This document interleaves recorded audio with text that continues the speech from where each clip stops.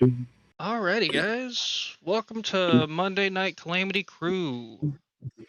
Last we left off, the party left the caravan with their new comrade Anna, Tom.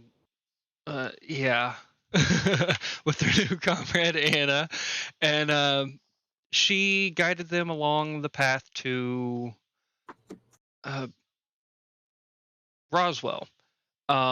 Stopping by a watering pool with a golden uh, Scarab. scarab.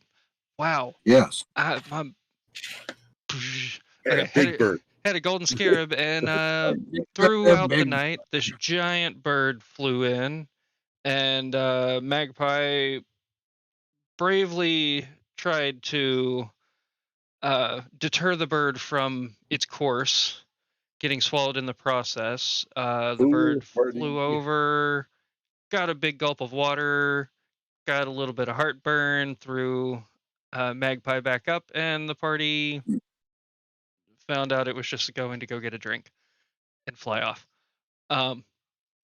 And so they all ended up heading off towards Roswell. When they got close, they heard that Area 51 took over Roswell shortly after the calamity, and they are now in Roswell 51. Did a little bit of shopping. Seamus ran off to the blacksmith to start working on his projects that he needed to do, his artificing projects. And the party secured rooms in the Ruby Seal. And that's where we will pick up. I believe everybody was off, just met back up in the shopping districts. Yes. Yep.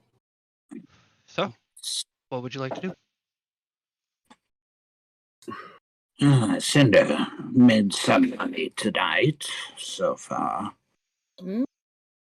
I will have to check in with the Thieves Guild. Understood. Some of my marks looked, well, more professional than I am. Okay. Interesting news. Very organized here. Ah. I suppose that's not a bad thing.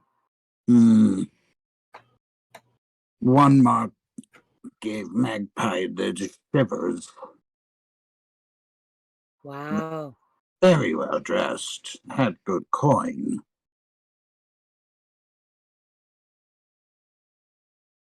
Indeed. Well, the lodgings here seem adequate. Seems like a nice outfit. It smells. I'll go sleep on the roof. As the rest of the party kind of walks up towards, as everybody kind of walks up towards the Ruby Seal, you do hear music playing inside, and you see the red door and the beautiful tapestries hanging down, and it's there for you to go in if you would like. Seems well, like what do you say before you retire on the roof? We go in and have a bite and a drink. Sounds all right. There must be something here that we can all enjoy. Hopefully some good food. Couple of birds, maybe. Well, I can cook something up if necessary. If the food is less than adequate, Yes, I'm sure we could whip something up. I still have hand pies from your village, so we are good. They will keep for another couple of months, so we have got lots of time. Well, I'm gonna go inside. All right. As you get close to the door and you push the door open, what you see before you is people enjoying merriment, drinks, food. The stage doesn't seem to be as properly lit, and the music's a little bit more toned down, just a little bit of piano in the background. people floating from table to table, talking to each other, and just enjoying a good time. There is a lady behind the bar that is just bartending, helping people as they walk up. Gesundheit. Nice little table just over here in the corner. What do you say we have a seat? Lead on. Join you. All right. So I'm going to proceed to the table off to the side a little bit, maybe, not as crowded around. All right, you walk over and you find a table, easy enough to do. Kind of off to itself over to the side. Nice, kind of dimly lit, not too bright, not too dark. Just a nice little ambiance in the place. And as you sit down, one of the waitresses comes over and is like, "Oh, I remember you. You came in earlier and got some rooms from us. Is there anything that I can get for you? Drinks, food For everyone, please. for everyone? Okay. Specialty here. We do have a couple of nice stews. We also have the steak dinner.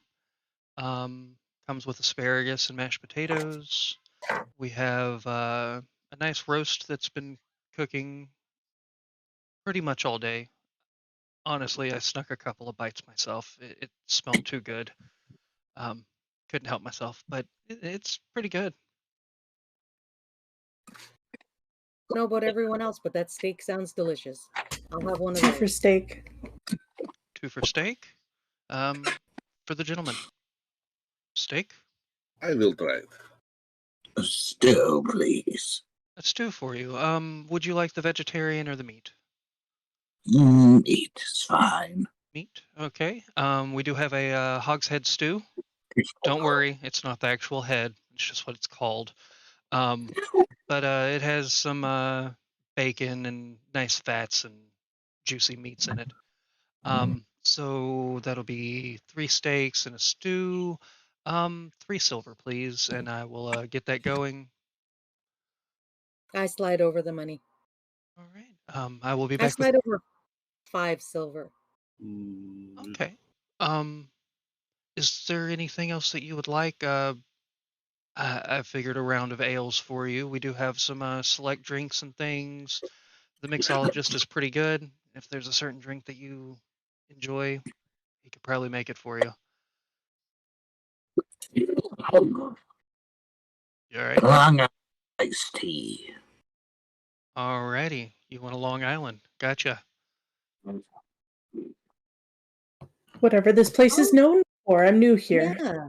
What is there? Is there a house drink or? We do have a house drink. It is a little bit more psychedelic. But we also do have I mean, if you want the standard touristy stuff, we've got the UFO, the Cosmos, couple of those type of things. We got the green alien shots.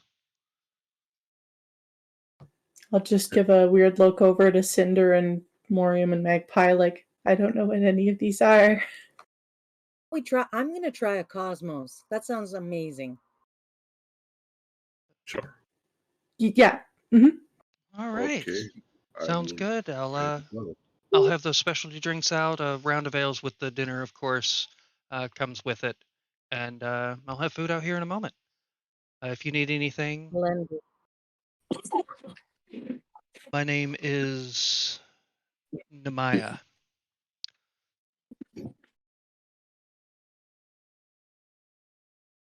Pleasure to meet you. We will flag you over if we need. And she kind of toodles off and goes back to the back and starts getting your things ready.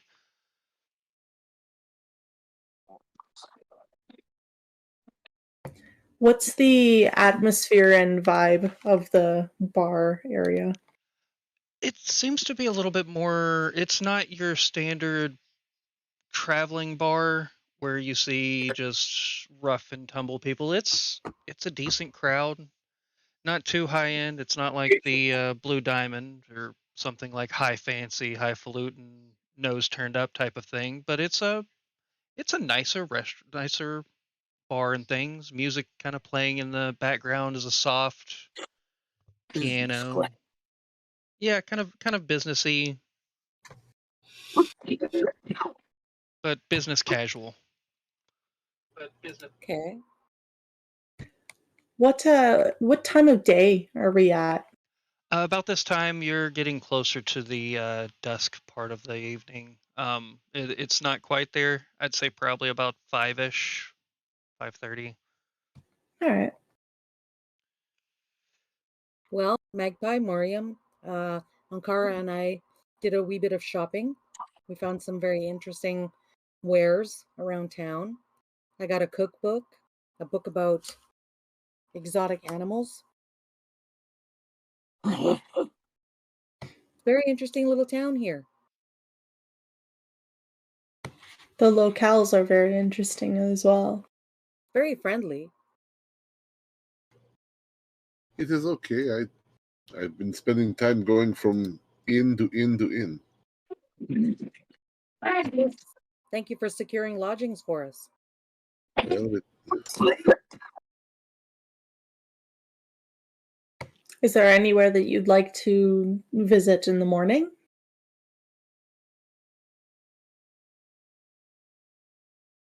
Morium? no, I don't have anywhere here to go. Maybe you look for we could look for a job board or posting. I've been going from place to place to place. I have not really looked at any of the locals. If you've seen the job board around, I was going from this place to this place and then haggling with stupid prices at different places. Perhaps Amaya knows where a posting board would be. I'm sure she's local and would know where to find sort of thing.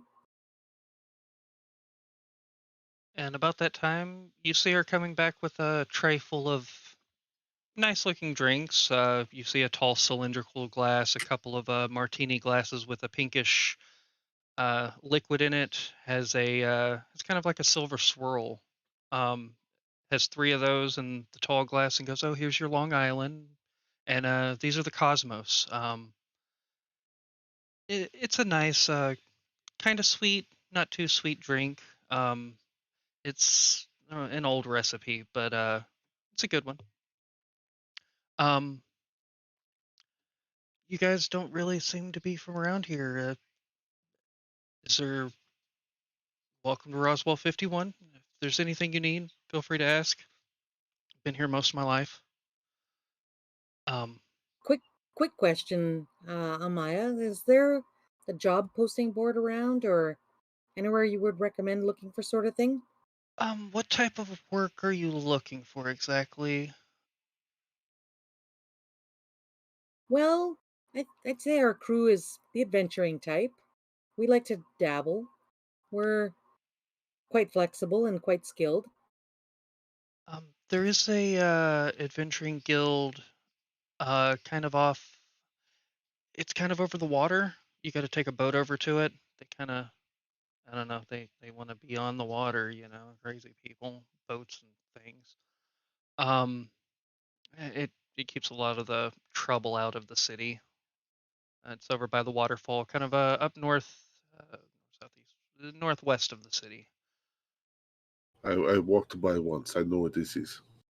Oh, okay. Yes, if you're looking for mercenary work or that type of thing, that's there. A lot of the artisans in the city, they also like to take in people and teach them crafts and things. You could possibly earn some coin that way.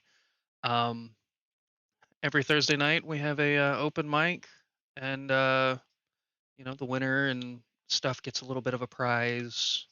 It's kind of like a prize pool type of thing. I like to keep it fresh in here. Um, and we're always looking for new talent and things like that. Plus, you hear songs from all over the place that way. Um, Indeed. that'll be in like 2 days. That should be going again. Of course, there's the traders and things. There's bargaining to be done between all of them. They also need people to run goods and things to other places, and security work. That one's a tough one, if that's what you're looking for. I don't really know much about that. I pretty much just live here, work life and things. But yeah, hopefully that helps you out. Food should be ready here in just a few minutes. Perfect. We were supposed to have an act tonight, but they ended up backing out. It's probably just going to be piano music for the night. Kind of a nice, easy night. But Well, thank you for all of the news and information on this town. oh yeah, no problem. If there's anything you need, like I said, just ask. You're going to be here for a little while, it seems, so might as well get to know some people. Exactly. We'll do our best. There's a group over at table 6 over there, and you look over and you see some people getting loud and obnoxious and stuff. She said, "Don't worry about them. It's a bachelor party." Okay. You can tell that. Oh, what was that? Magpie looks up at the stage, looks at Morium, looks up at the stage, back at Morium.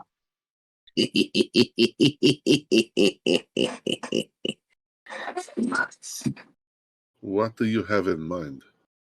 Oh, Magpie going to sing.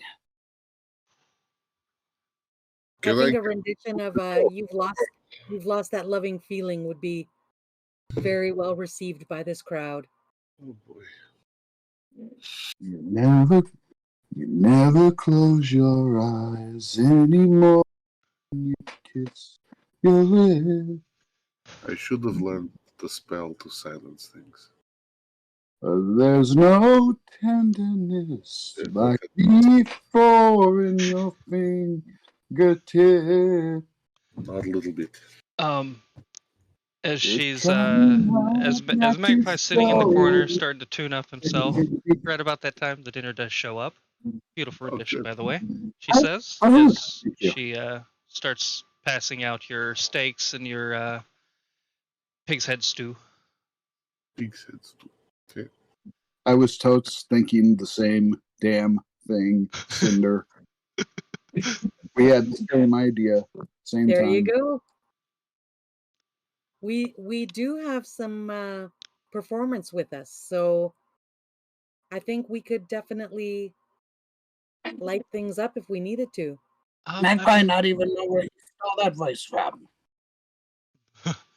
Well, like I said, we did have an act back out. If you go talk to the lady behind the bar, she might be able to get you up on stage. We were supposed to have entertainment tonight. It's Tuesday night, and people are backing out on us. Short-staffed. Gotta love the restaurant industry. Anyway, yeah, if you go talk to her, her name is Beatrice. She'll be able to help you out. Beatrice, okay. Beatrice? Yeah, lovely lady. Goliath type. Ah. Right up your alley. She's the bartender. She's the bouncer. Magpie, yes. I'm sorry. What was that? I don't speak bird either. I don't. I didn't. Ask I didn't. her. Cinder can translate. It's fine. The drinks are lovely. I think we'll ponder the thought of performing this evening, and we'll speak to Beatrice if something does come to fruition. Oh, yeah, I'm sure that whatever they were going to pay the other act would be passed along. And but yes, enjoy your steaks and stews, and yeah, if there's anything else you need, I'll be floating around. And you can kind of notice looking around at like the other waitresses, they don't seem to be as chatty with the guests as she has been. You can tell that she kind of knows that you guys are going to be there a little bit, so maybe she's trying to be nicer and a little bit more attentive than just the standard flowing guests. Okay. About that time, Anna comes over and she's like, "Wow, have you seen these places? This is nice. I'm used to staying over at the Rusty Eye. We don't really spring for nice establishments. We just go to the cheapest place, crash for the night, and move on to the next town." Magpie sleeps in trees. Very economical. I've done that a time or two. Especially if if there's nothing else around, and it's nice to get out of the caravan every once in a while. Hang up a hammock, find a nice couple of branches, and yeah. I think we paid for a room for Magpie anyways, so if you're not going to use those little soaps, then definitely pass them on. We'll put them in a bag and keep them for later. How many do you want? Just what's in the room. Oh, I'll right. get the night off. Likely. Yeah, you guys enjoy your steaks cooked to perfection, however you like them. Not well done. No, I'm just kidding. However you like them. And the stew tastes great. It's a nice combination of flavors, and it's kind of more of a roasty type stew, but it's good. And the place just kind of seems to muddle around. You see people hopping from table to table. Somebody might come over and talk to you for a minute and then go on to the next person. Not really anything of note that they're talking about. They're just talking to talk.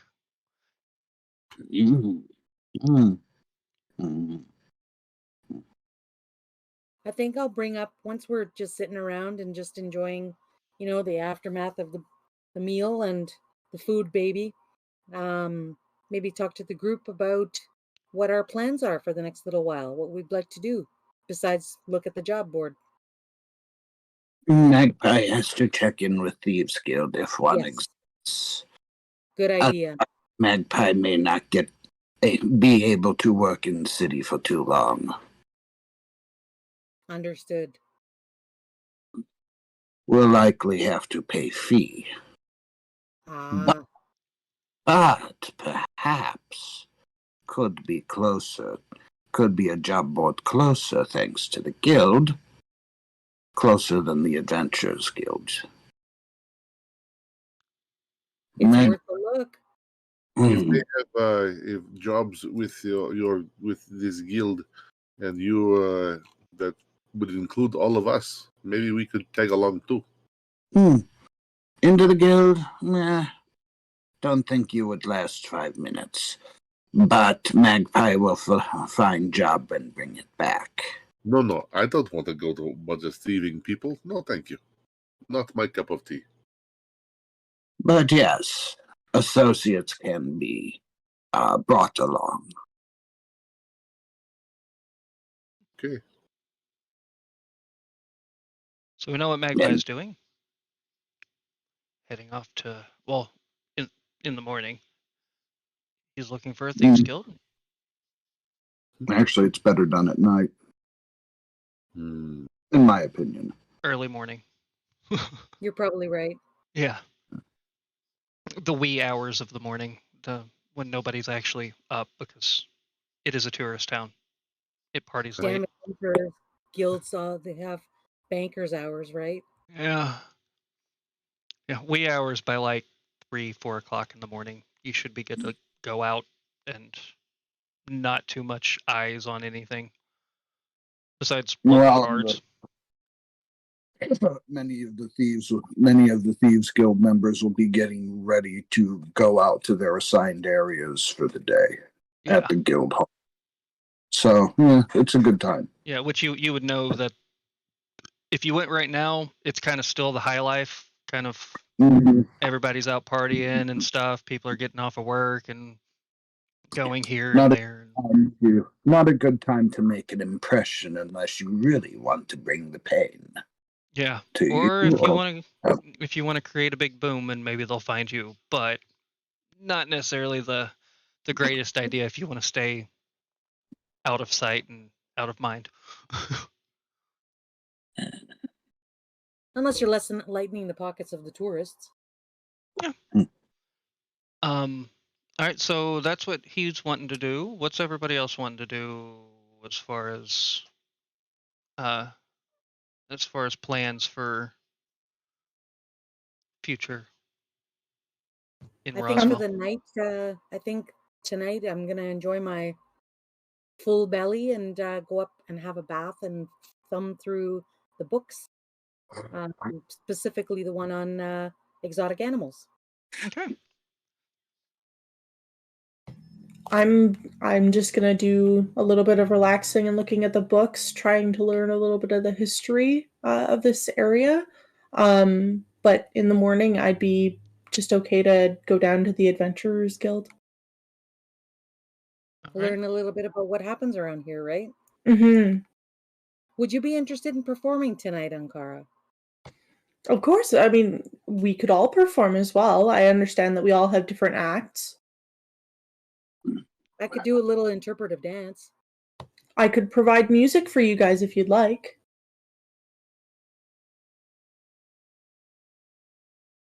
Should I sing?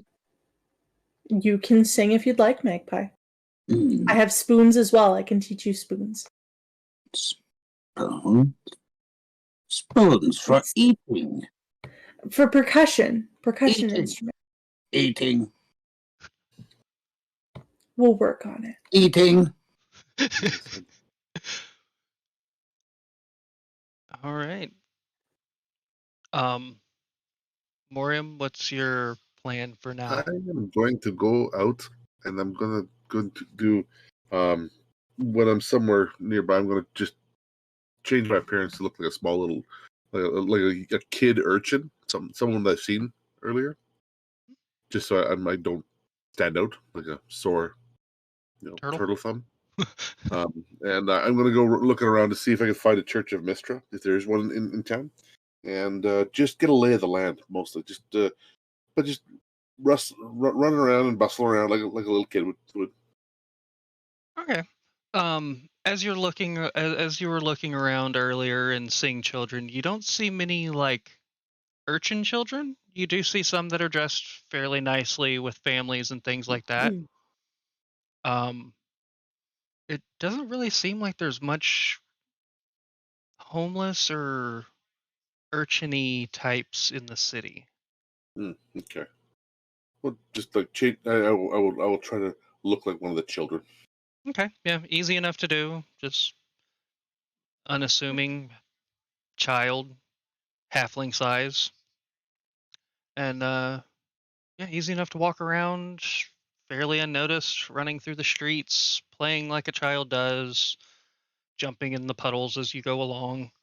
And as you're running through, and you do see the little gondola paths that lead throughout the city there, and you run into, as you're running, you kind of look over watching something, and you bump right into a gentleman, a tall gentleman, kind of Hi, mister.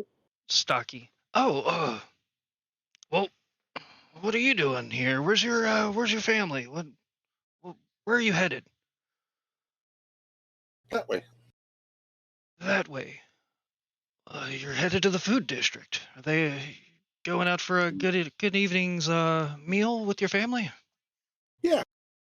Oh, well, that's nice. That's a nice lad there. Who are you?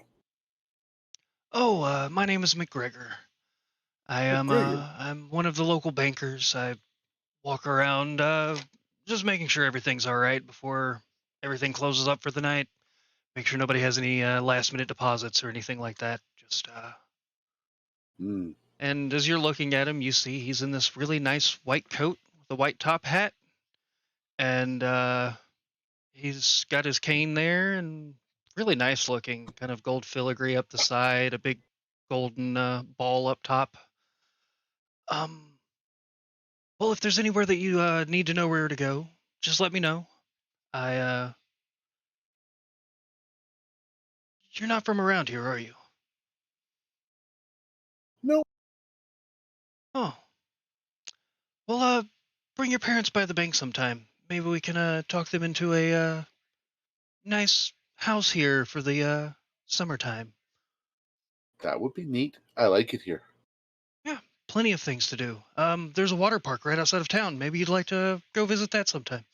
But anyway, I've got business to do. Good day. And he just starts walking off. Okay. And as you're heading up that way, you run into the food district.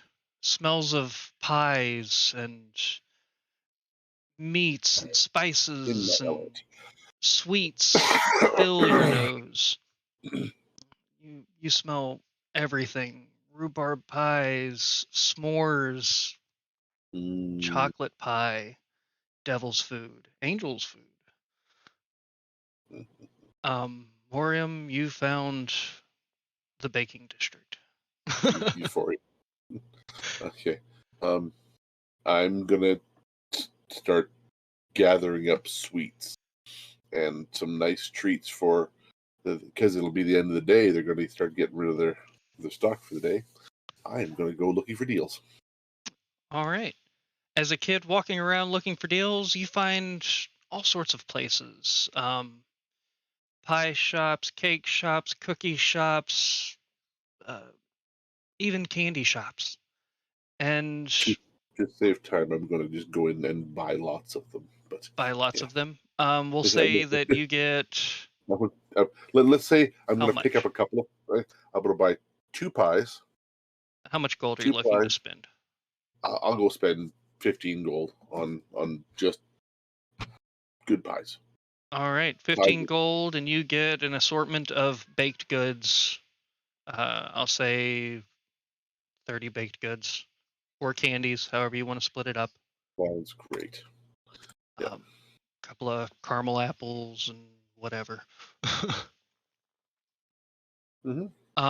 As you're looking around, you do see a couple of flyers hanging up in some of the bakeries. They look holy, and you do see that there is a temple of Mistra down in the southern banks. It just kind of has come to us, all you wanderers. Let us help you find your path. Okay. I will take note. And yep, that's what you find in the baking district. And that's if I found that, that's enough for me. It's probably getting late enough at this point. I'm going to head back in to as quickly as possible back to the inn.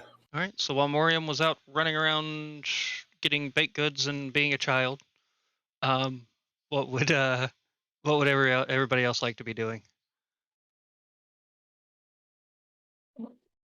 Just hanging out at the table, just enjoying my, the last of my drink and the last asparagus on my plate. Just making small talk.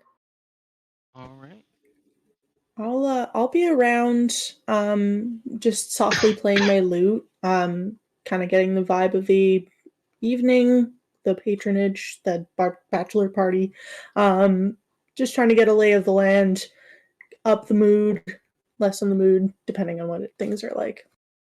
Go ahead and roll me a performance check. This is more of a not really how well you're playing, but how well you can match the current mood. 17.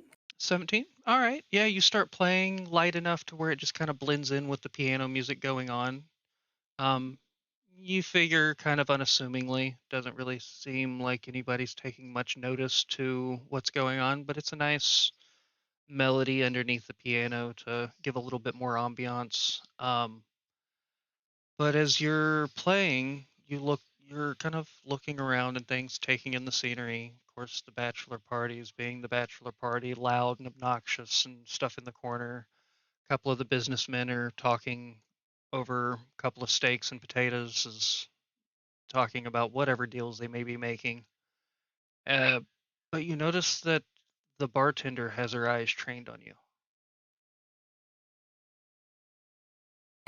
What does the bartender look like, and where is the bartender in the bar? The bartender, she is a Goliath type.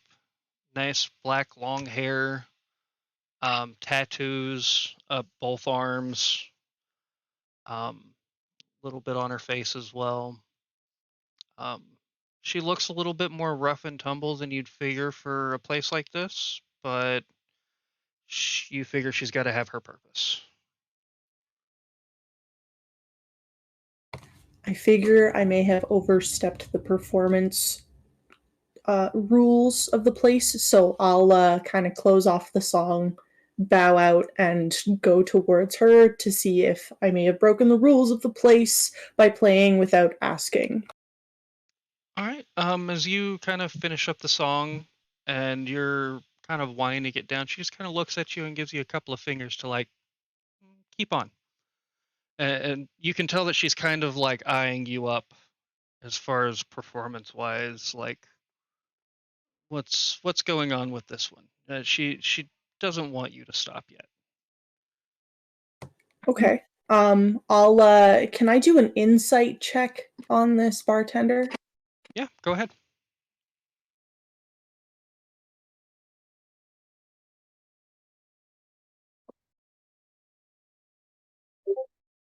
$21. 21. What you gather with the 21? You gather that she's eyeing you up in a business sense. You can tell that though through appearance she may not look like the business type, you can figure she's probably the one who does all the bookings, and she's trying to eye out the new talent. Okay. Then I'll continue to play for her and match the speed again. Okay. Go ahead and roll me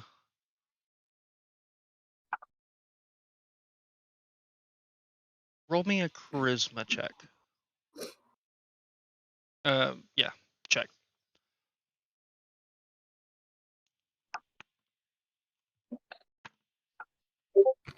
19. 19. You can tell that she's her face is kind of getting not as intense, more observing, and you can tell that she's starting to enjoy what she's hearing. And that she's kind of going with her hands in the air as you're playing, and with the piano, and you're kind of matching what her hand is doing as she raises her hand up a little bit more. You bring the tempo up and you bring it back down, and you can tell that she's pretty trained in musical talents. And she's kind of playing along with the piano, but in the air, just kind of her hands are moving and you're matching what she's doing. She seems to be pretty impressed so far. Okay. Then I'll try and I'll bring in the party and I'll bring in everybody and try and get the spirits up and like do a dancing song. Try and get everybody like on the up and up. All right. She kind of looks at you as she's moving her hands. She looks at you and she just gives this nod. And right then's whenever you start kicking up and overtaking the piano, almost as if you guys were battling the entire time. And you're taking the forefront. Go ahead and roll me a performance check. Let's dance. No, the electric slide. One hop I this don't time. know the 16. 16. You start overtaking and you start going. Yep. And you start overtaking. The spirits start moving in an upward way. They start more listening to you as you're kind of walking around now, and you're kind of starting to play, and people's eyes are starting to look at you. as you're moving around the room. What would Cinder Magpie like to be doing to help and or otherwise? Magpie's not actually a good performer, so You do have some tricks up your sleeve. I'm going to use prestidigitation to make sparkles come off of Cinder's fingers as she strikes each string. Ankara's fingers? Ankara, yes. Okay. Okay. All right, getting a little bit more showmanship. Just every once in a while, just a little. You're moving, and as you slide your hand, little sparks fly. A little bit more showmanship going on. Cinder, anything that you'd like to add to this this moment? Well, as much as like Magpie, my performance was at a slight negative, so I, I think I'm going to stick to tapping my foot and Okay. perhaps finding a plant that is nearby and maybe making a leaf sprout or something to that effect. Okay. As you're looking around, there are vines that's kind of hanging around in here. They kind of vine up over the stage and things. And as Ankara's playing and moving along and the sparks are coming out, you start kind of timing it to the beat.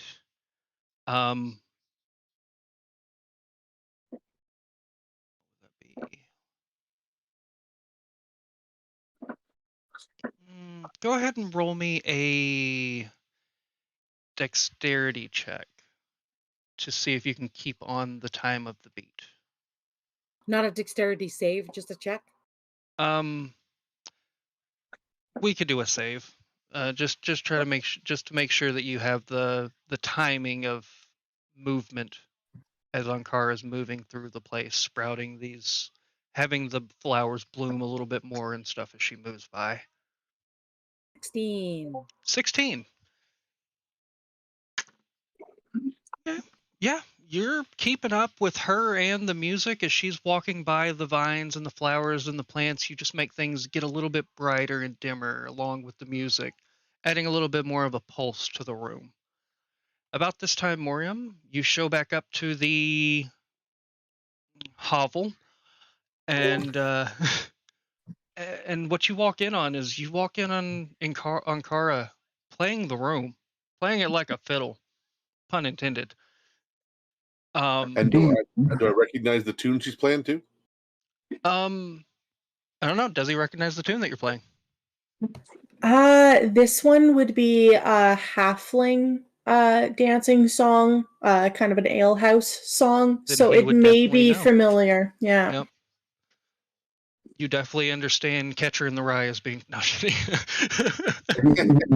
Through the Fire and the Flames is playing in the background. No. Yeah, you recognize what she's playing. And so I guess I'll just I will do my best to juggle to the beat. All right, you're gonna start juggling. And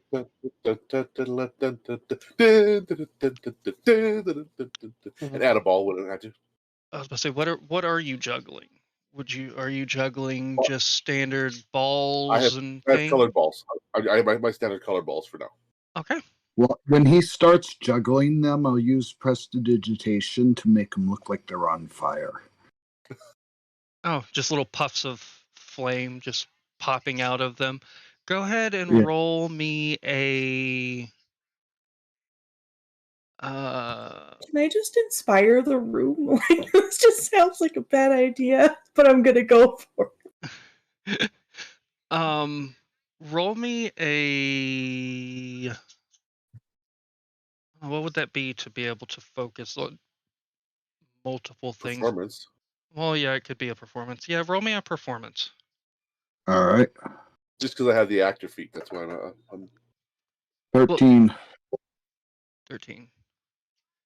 All right. So with Moriam's performance and yours as well, you're able to kind of swap back and forth casting the prestidigitations. Roll me a sleight of hand as well, Magpie. Okay. That's going to be a 16. 16. All right.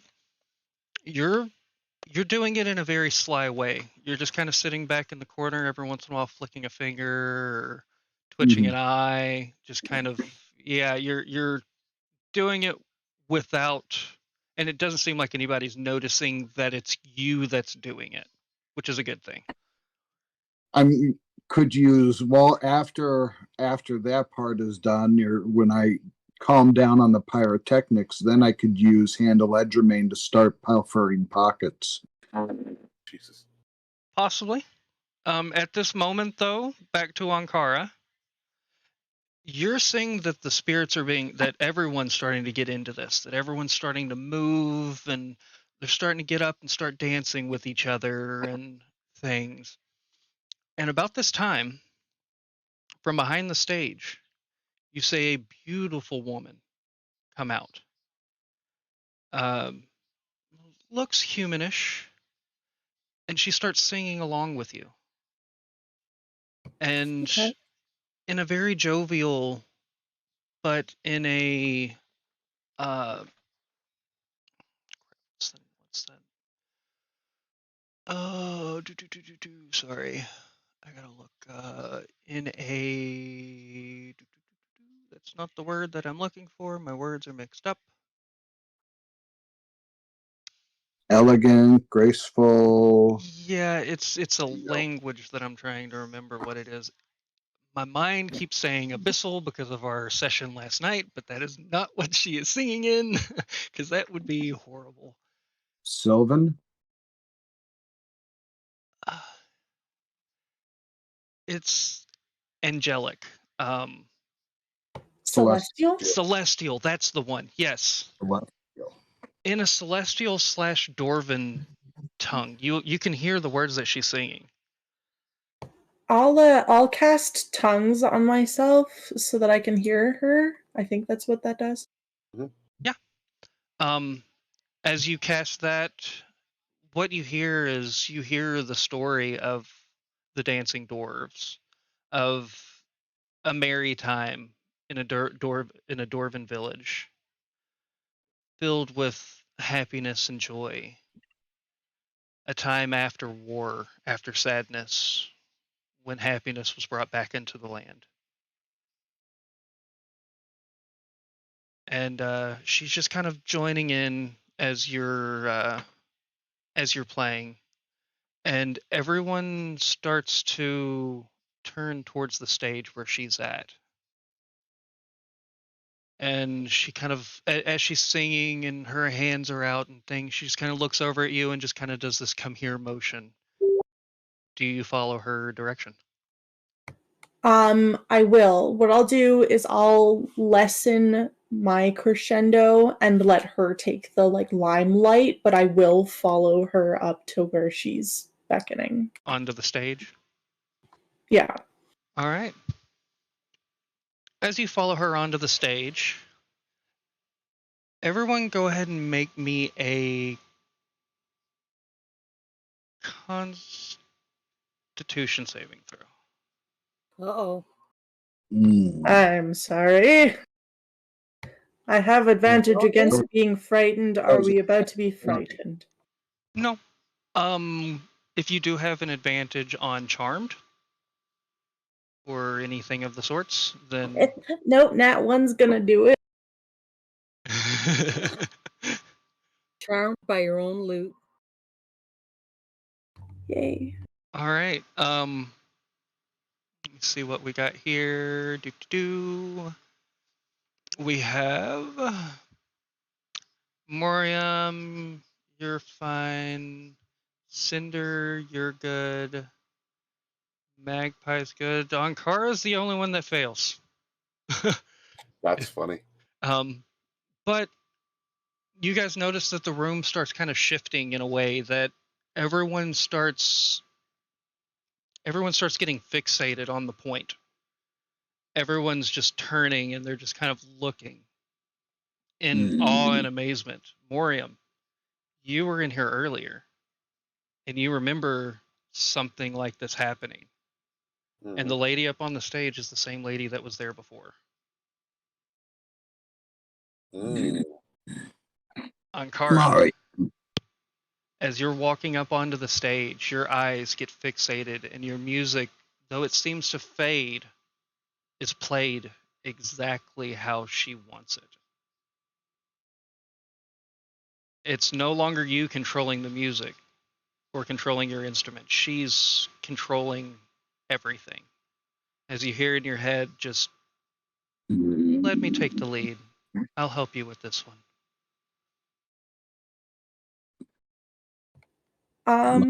Have I ever felt a similar experience at the college that I was at in my backstory?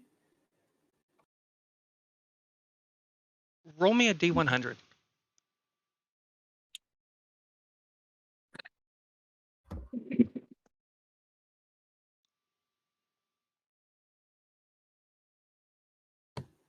$40. 40. This is new to you. Even though through your travels and through the stories that you've heard, playing at many places and hearing of many different creatures and things, this is something more than you're used to. Okay. I'll go along with it. But can I do an insight check on her? At this moment, you can't. You're enthralled. Okay. And you guys can see that Ankara is just kind of wide-eyed as she's just playing, and her music kind of slips from what she was doing into a more... It's not as upbeat and jovial as it was, but it's not at the low that it was. It's kind of bringing everyone back down from the high that they were on, and it's slowly getting back down to the melancholy, just ambient noise. But gradually, it's not just an immediate just boom and then it's flowing still. So we take notice of this enthrallment over Ankara.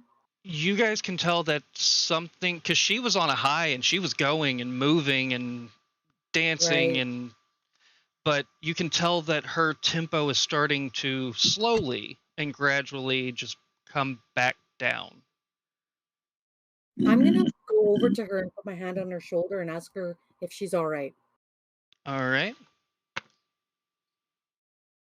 Ankara, you do hear Cinder behind you, but your eyes are still fixated. You can speak. Does this overall feeling feel positive to my character? It feels positive and warm. You almost feel like the feeling of home.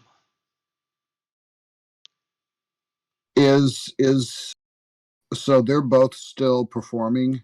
Oh yeah, they're still performing, and it sounds beautiful. It goes from this jovial, like, high to just kind of a beautiful melodic movement.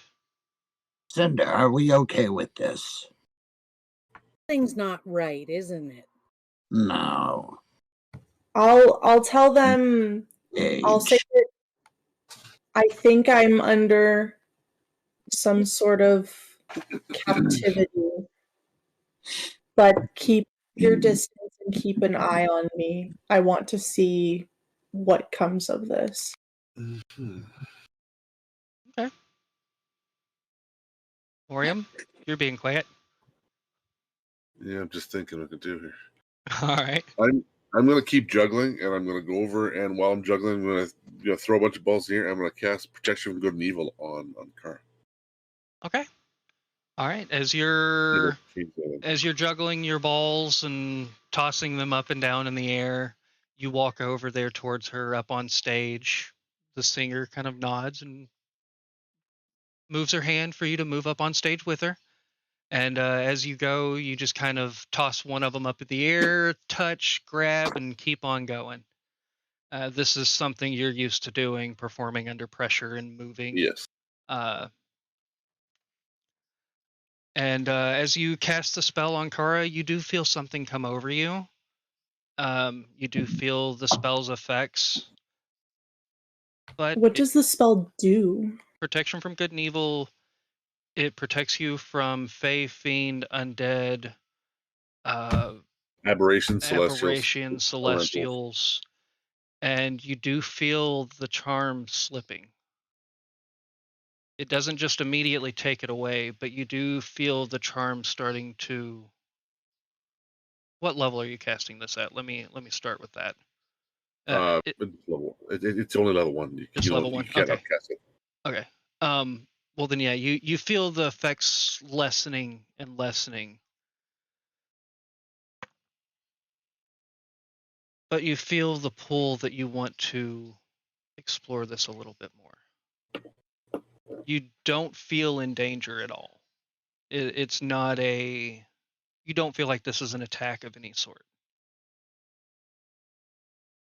As you hear in your head, just follow my lead. I'll take you where you want to go.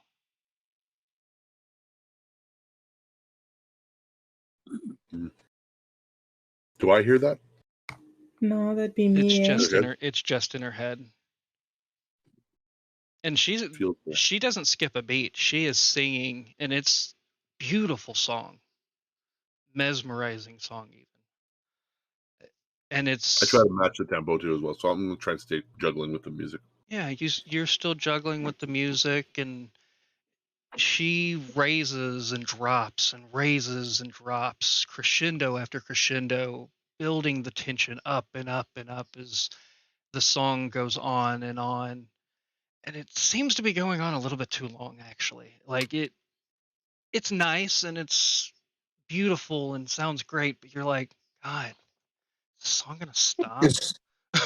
Is there another lute around, like a musical instrument that's not being used? You do see over in the corner, you see a small lyre and a small bird pipe that seems to be left there from the act before. I'll let this being finish the piece. And at the end of this, whatever the ending of this piece will be, I'll hold my action on counter charm. I really want to go grab my bass guitar right now. I really do.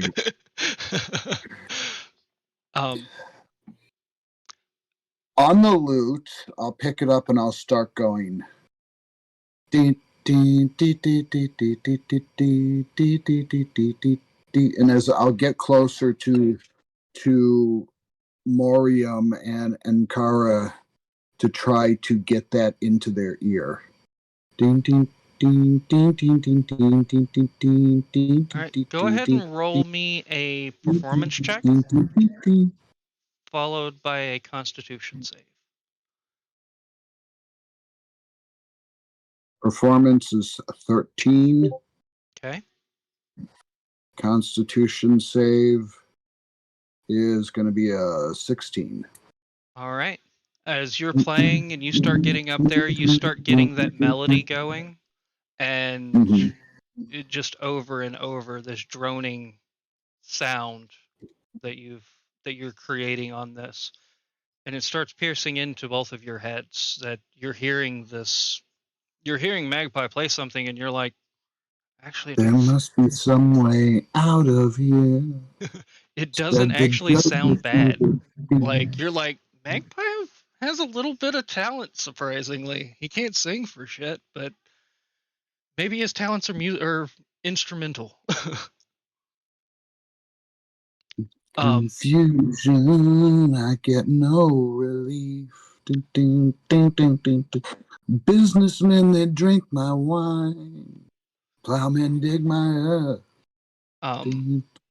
And as you're playing that, her face kind of twitches over towards you and is listening, and she just almost like it was a part of the music anyway. She just picks up on it, and she all right, she she follows along with it, and she goes with it, and she brings everything down, the tempo, everything to match that, and it's almost impressive the way she does it, because she was in the middle of this high crescendo and it just crashed into this low beat going along with it, No almost reason like she to. like she already expected it to happen. No reason to get excited.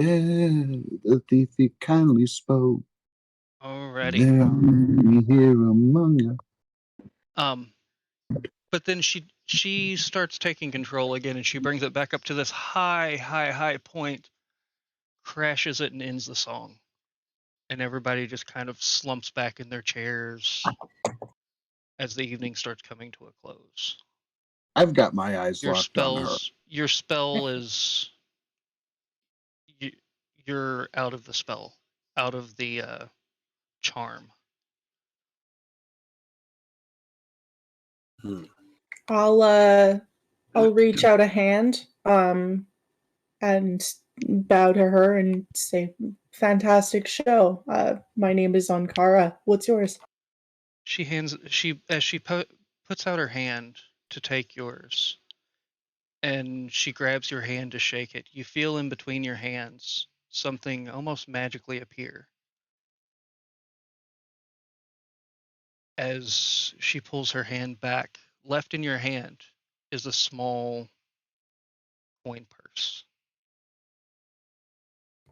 Okay, I'll bow graciously as a halfling can, and just hold it close to my chest as the performers like nod and graceful bow.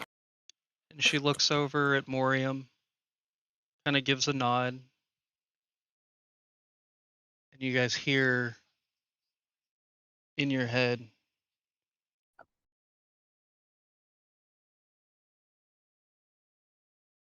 to make sure I pronounce it right. I am Fidelia.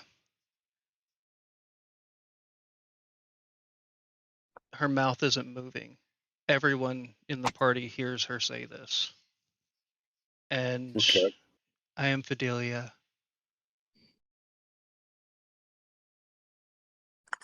And I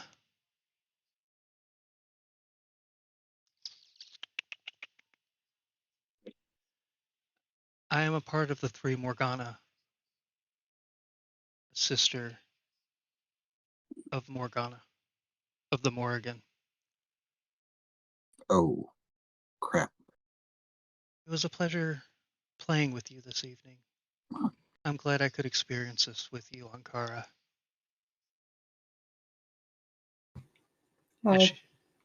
I'll bow my head graciously, but like kind of not so that anybody would really notice, and just pay my respects. You have a great evening. I will be watching. She walks back to a curtain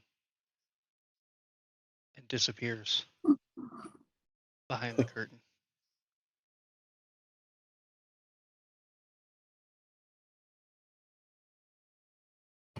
Well, that was nice. You were under kind of mind control. Absolutely, I was, but I felt absolute no malice. I didn't get any of those, with a lack of term, bad vibes that I normally get. So No. you enjoy getting taken advantage of via the mind? No. Well, that's what happens. This is a performance. This is nobody got hurt. This time, how many pockets got picked? Well, how many pockets can get picked if someone walks around? Don't get any ideas. No. When he's being enthralled like this. Saving you. You're sorry, but I'm fine. But it's not good to have this. Should we talk to Beatrice about this? We could ask. I mean, do there's you obviously look and see what was left in your hand? I'll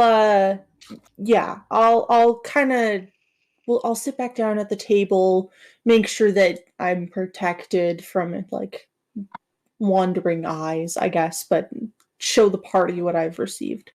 Yeah, everyone else in the establishment kind of goes back to their talkings and meanderings, and almost like nothing even happened. Not necessarily like nothing happened, not in a sinister way, just back to normal.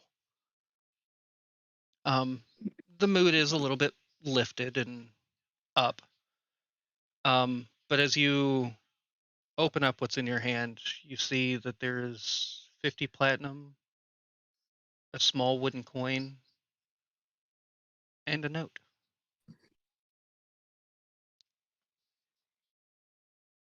Are there any insignias on the wooden coin? There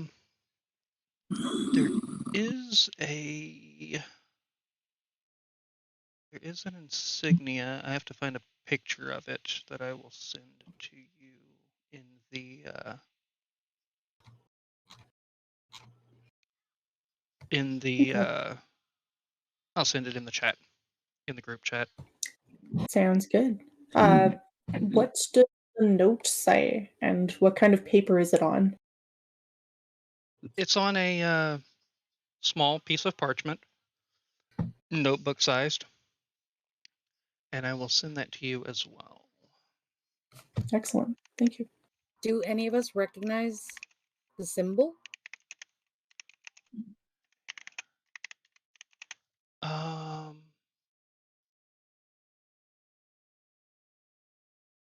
Ready. How do you do special characters? I can't remember. It's control codes. Depends on the one. I don't know if I can do it. It's like the O with the little fada over it. The hat. The little, yeah. I can't remember. Anyway, that's what the O is. I don't know how to. On a phone keyboard, it's easier. Yeah. I don't know how to do it on an actual keyboard.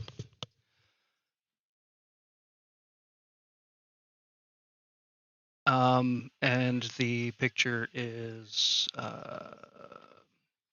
as far as anyone who would recognize this,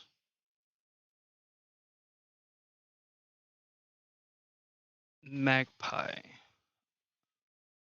Let me do this real quick.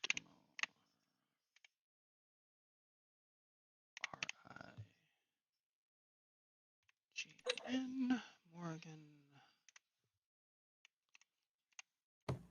I'll ask Morium, Cinder, and Magpie real close to their ears if there is somewhere safe that we can put this money.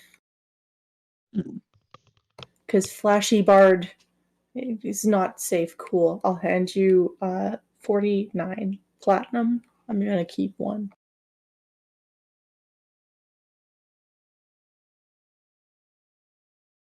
You're muted. You see me reach into the bag. I pull out another in my own bag.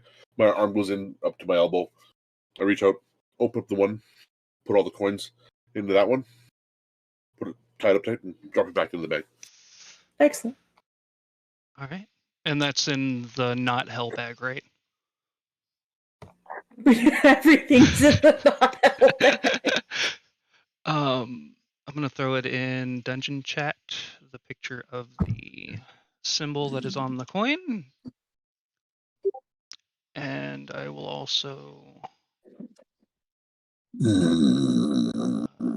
save the picture. That way I can throw it on the screen. That way everyone else can see it. I will show everybody the wooden coin.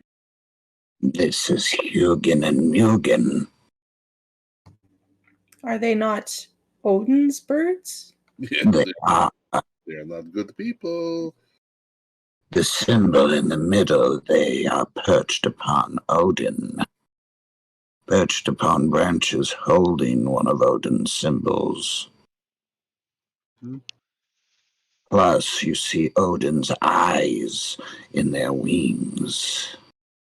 And Magpie, you don't know where you're getting this knowledge from, but a tiny voice in the back of your head said, "Don't worry, my child.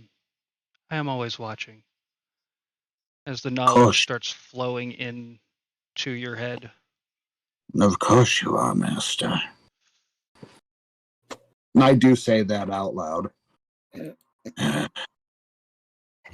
Did you guys hear that what she was a part of? Who she was a woman of? No. The Sisters of Morgan. Morgan. Why would they have this type of coin?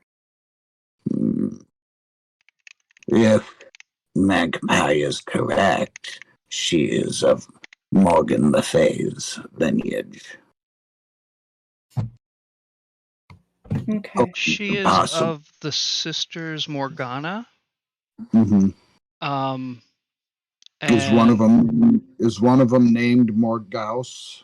No, it's the Morgan. Okay. Celtic.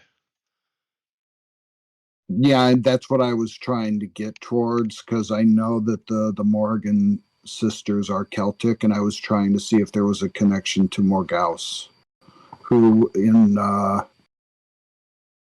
Christian fame became Morgan Le Fay, thanks to what's his name? Was it Mallory? I think it was Mallory.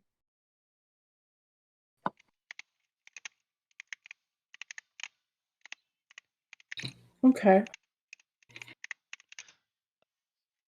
Mallory incorporated a lot of Celtic traditions when he was writing about the Mort d'Arthur. Magpie, you got a message from your god in the Discord. Let's see. Great. Oh, that changes things. You've got mail. Yes. Out of nowhere, in the top of your head, you hear, "You've got mail." I have to just be right back. Yeah. There's got to be a notification sound for that, right? Right. Yes. I wish Or I is it need just to on vibrate? Magpie mail. Yeah, Magpie accidentally forgot and turned it on vibrate, and his whole body just goes.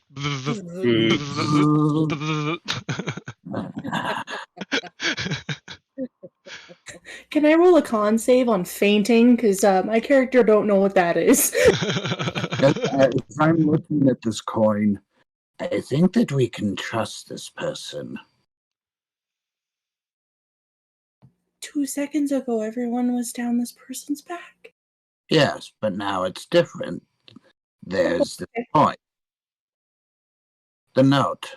She gave a note. What did it say? It says, "Come find me when you are ready," and a name. But I don't want to butcher the name.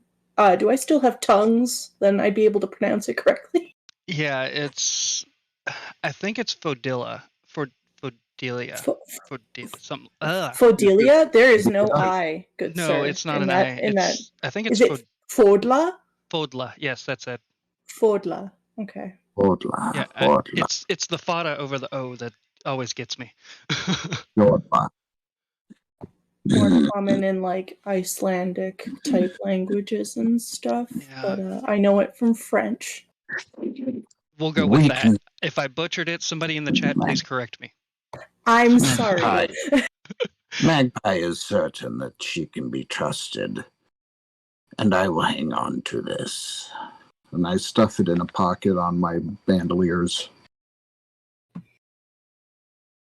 Well, do you know who this person is? Not directly. Master gives some information. She is a protector of sorts, but people don't mesh well with her ways. Eccentric, perhaps. Oh, okay. Well, what happened certainly feels eccentric. She is misunderstood from what I am told. But trust her, we can. If you feel we can trust her, I don't feel we can trust anybody. But first impressions can get weird. It's Fula. Okay. We should give her a chance. Did you hear it? No. No, it's not going through because my compressor. Anyway, I looked it up. Apparently, the D is silent. It's the DH is silent. There's supposed to be a H there. Apparently, So how do you say it? Fula. Fuller. Yeah. At least I think that it's the right one. Where? Fola. Hola. Doesn't roll off the tongue. I liked your version of it better. Dia. Anyway, yes, but the evening does come to a close, as all evenings do. A little bit richer, nice performance. Saw a celestial. You know, the normal things. Performed with a celestial. Performed with a celestial. And Indeed. is there anything else you'd like to do before bed? No, going to bed sounds fine. I think I'll take that room after all. That's a good idea. All right. Magpie is not well. 5 rooms for 5 people. Anna she's kind of sitting Honor. there just enjoying. I'll ask her if she wants a room. We got our room now. Yeah. Oh, okay, never mind. Paid for 5. Now we Yeah. he's staying elsewhere. Throughout the day, you guys ran into Seamus, and he says, this is going to take a little bit longer than we thought. I'm going to stay at the blacksmith. He said I could use the room up top. I'll catch back up with you in the future. This is going to take a while. Don't wait on me on any account. If you're still here whenever I come back, awesome. If not, I'll try and find you. Well, thanks for letting us know, Seamus, and you take care over there.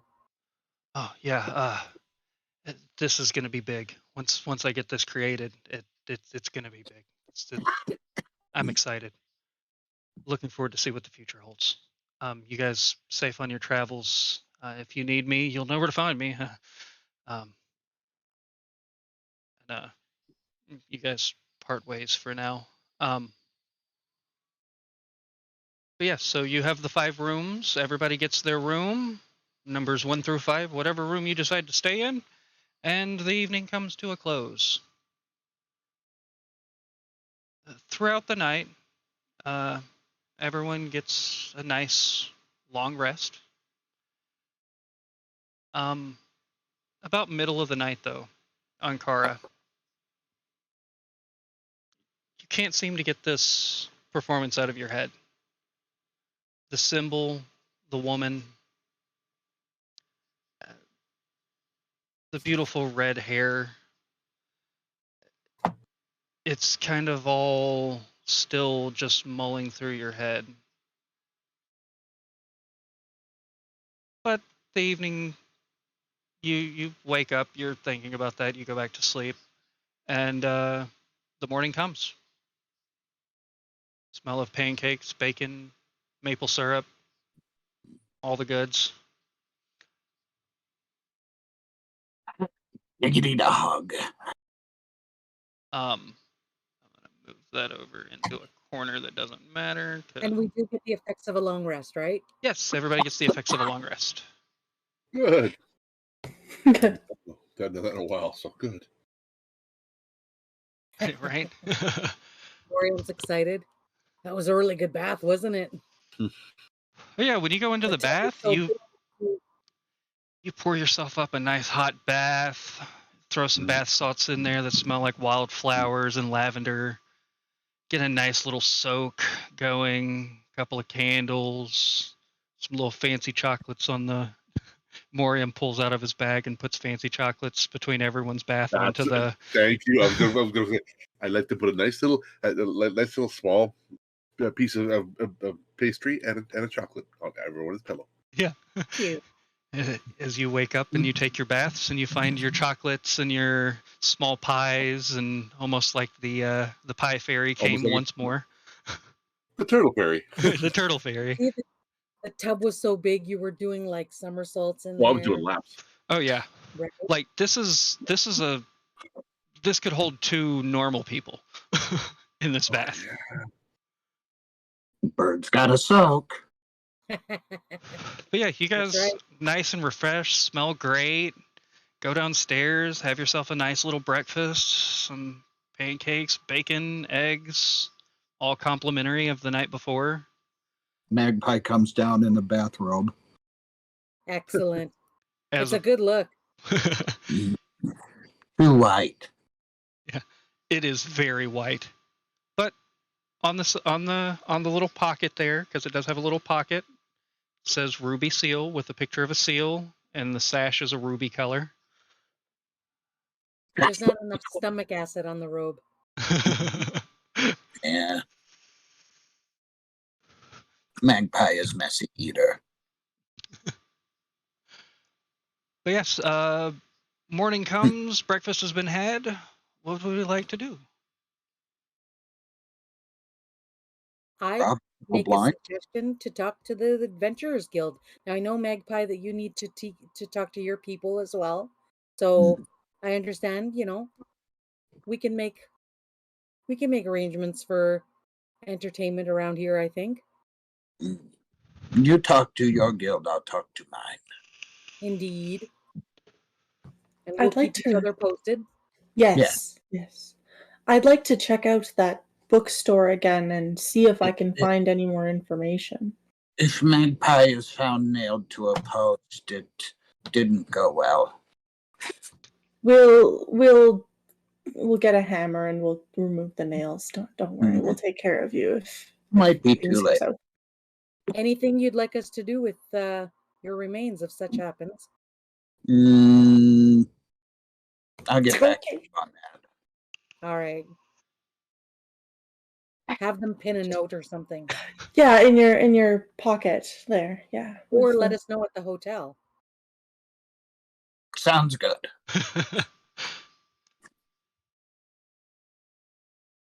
If things don't go well, Moriam, for him at the Thieves Guild.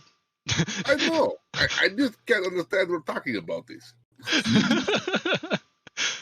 I should have said this Do you sooner. know something ahead of time? Like, make sure your will is up to date and make sure all of your affairs are in order before you go to guild. You never know what happened. No, that's not good talking. We are crossing an important bridge in a conversation, and I'd like to say that if anything were ever to happen to me, that I'd like to have my remains scattered in the forest. Easy. Like every druid. You take off everything off your body and let the wolves eat it. It goes all over across the forest for you. Leave Magpie junkyard. Interesting choice. Magpie has reasons. Too many shinies. Too much evidence. Magpie has reasons. All right, so Magpie is going to go find the Thieves Guild. It's going to take you a little bit of time to kind of work out things. So we're going to go to the Adventurers Guild first, and then we'll come back to Magpie at a later time, in-game time, because it's still kind of a gray, hazy period. I'm going to go get a drink. I'll be right back. All right, actually, that's what I was about to say. Let's go ahead and take a break. Come back to this in a few minutes. Good. Perfect. All right, we'll be back, guys.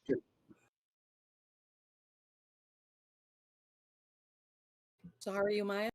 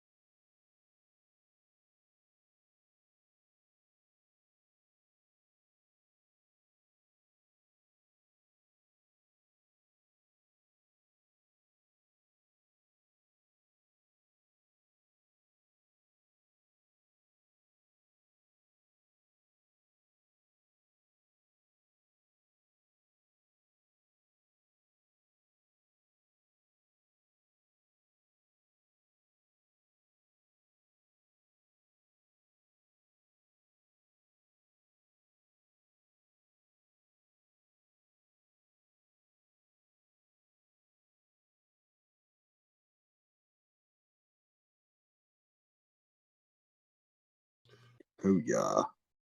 Alrighty. Welcome back, everybody. After a short little break, we had some of the adventurers go into the Adventure Guild as Magpie was trying to find his way into the local Thieves Guild. Mother. Every time. All right. So, you guys head up towards the northeast corner over the lake and procure a small boat. Show your adventuring statuses and things, and tell a couple of stories, smooth talk your way onto a boat, and head over to the Adventurers Guild. As you get over the water onto the docks, yes. Is there a lavatory nearby? Yeah, you could just go in the lake. The steak is not agreeing with me. I'm gonna go for a swim in the lake, and that's where I'm going right now. Fair enough. Well, you guys head off, and as you get onto the docks, what you see in front of you is a big circular building, standing about 4 stories tall, and almost like a pillar in the middle of this water. It's made of stone, looks fairly fortified, and you walk up to the gates. Gentleman greets you guys at the gates and goes, yes, may I help you? Good day. We're some traveling adventurers and just looking to see what's happening around these parts. See what's on the job board. Oh, okay. Well, welcome to the 51 Adventuring Guild. We have postings daily. Some of the postings have been up there a while. Go ahead and go inside. It's going to be on that first floor as soon as you walk in. You can't miss the board. There's a guy over to the right. His name is Joffrey. He's the one who takes care of all the payments and who's doing what. So you guys walk up and walk in? Yep. Alrighty. As you walk inside this place, doesn't seem like there's anybody here, except for the one guy behind the desk, and a big, huge wooden board with post-its all posted all over it. Some of them have been ripped in half. Some of them have been, you can tell, have been there a while and pretty faded. What is the general kind of, is it more this is a missing person, or do we need these supplies, or is it travel related quests? What kind of what's been left behind mostly on this board at a quick glance? Some of the older ones, you see about 10 different ones for missing livestocks of the surrounding area. You see multiple missing persons.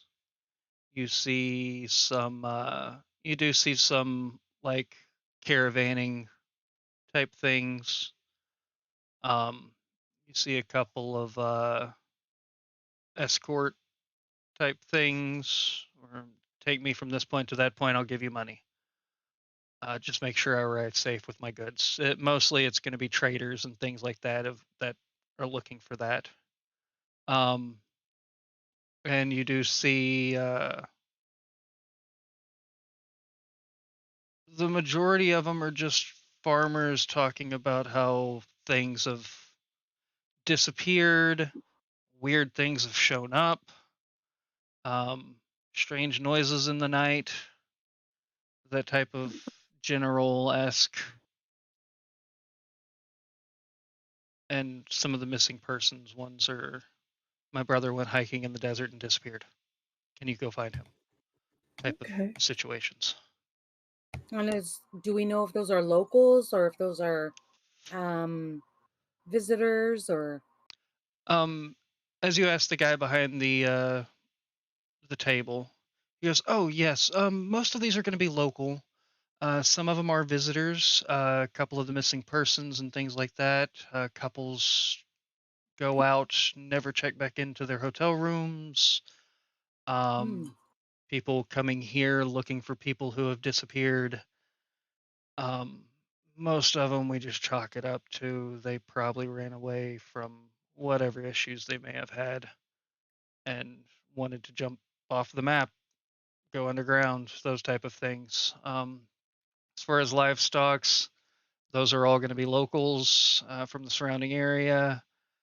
Most of them, we get these reports all the time. And there's coyotes, wolves, all sorts of things out there that eat things. It is what it is. It's the circle of life, you know. There is a lot of them though, so that it is kind of disturbing. But most adventurers, they're looking for the thrill of the fight, and get up and save the princess type of things, you know. Most of those go pretty quickly.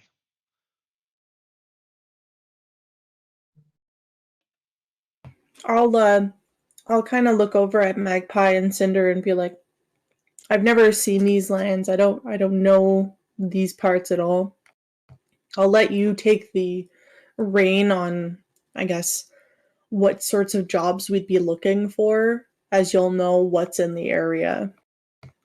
But if there are these many like missing people, maybe it's something we want to keep an eye on.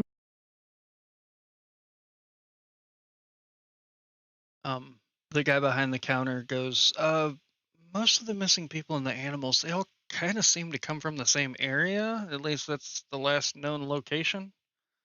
The southwest of town, northwest of town, sorry.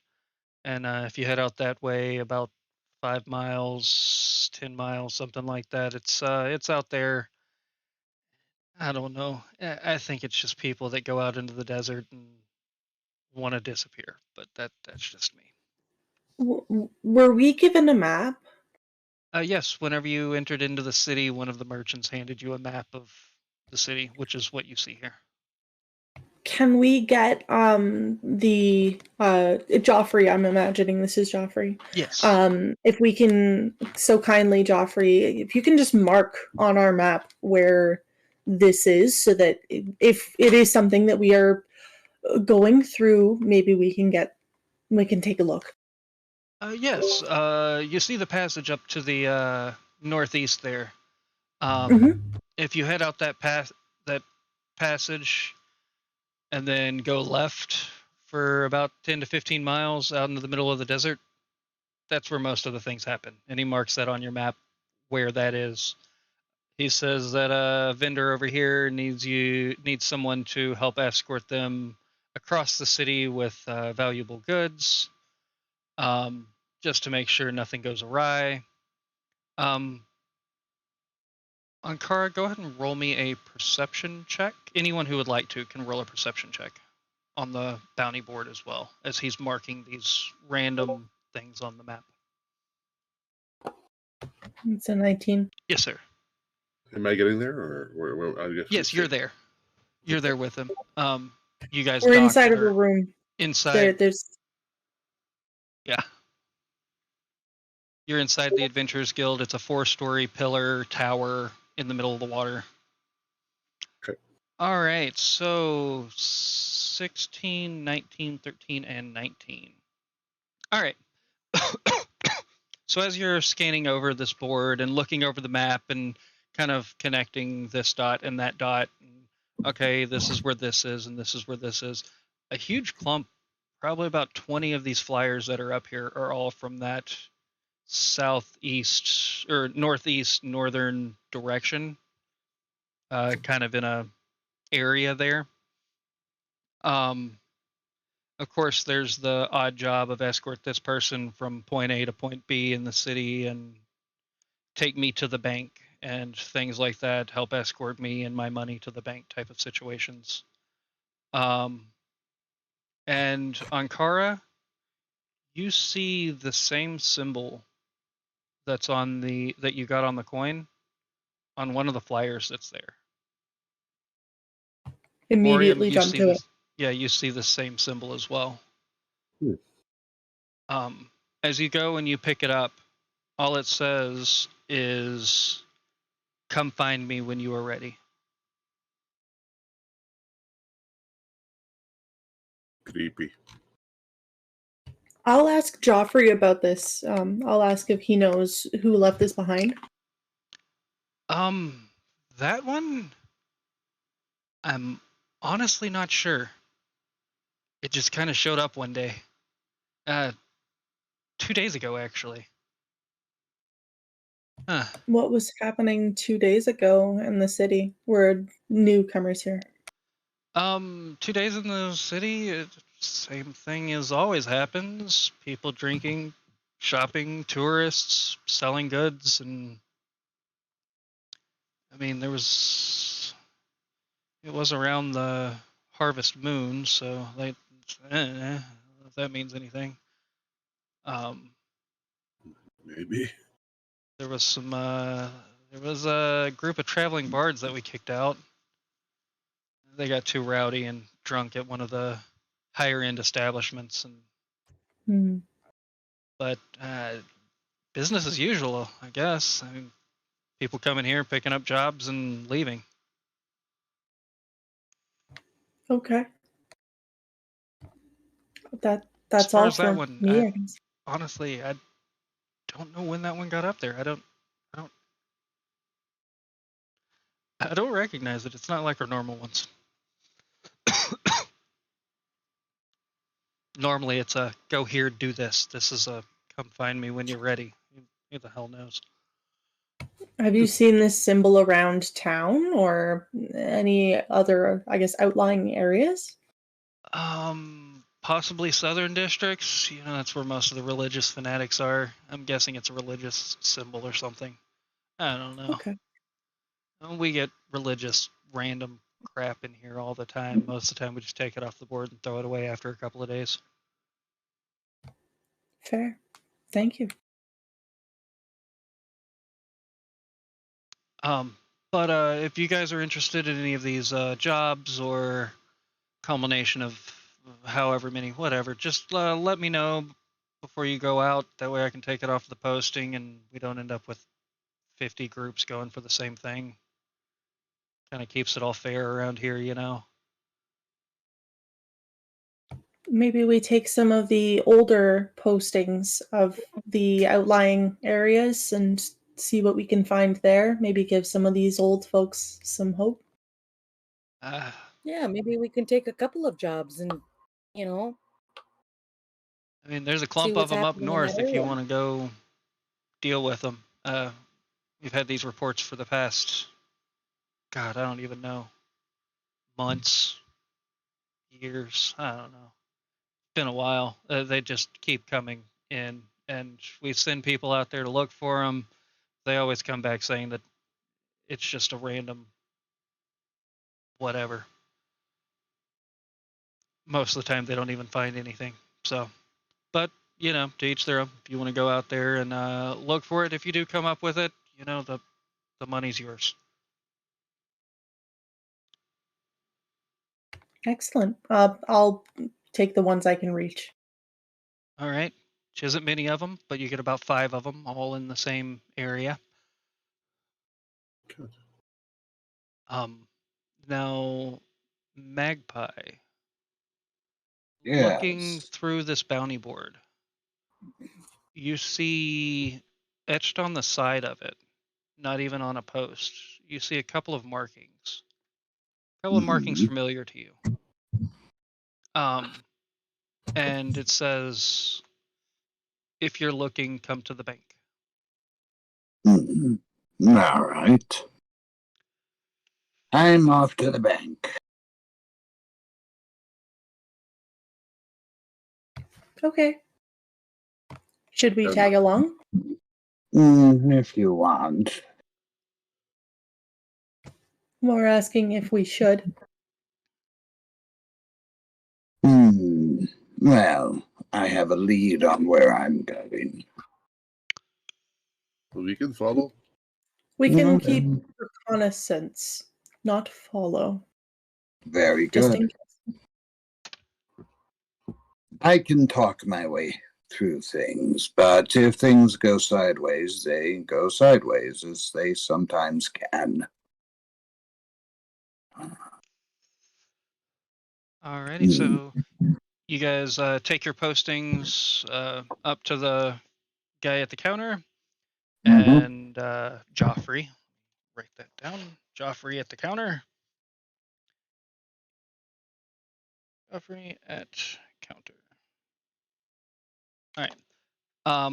And he stamps off on them, and it's like, do you guys have an adventuring name, or do we want to put these under a name? I gotta have a name. Name?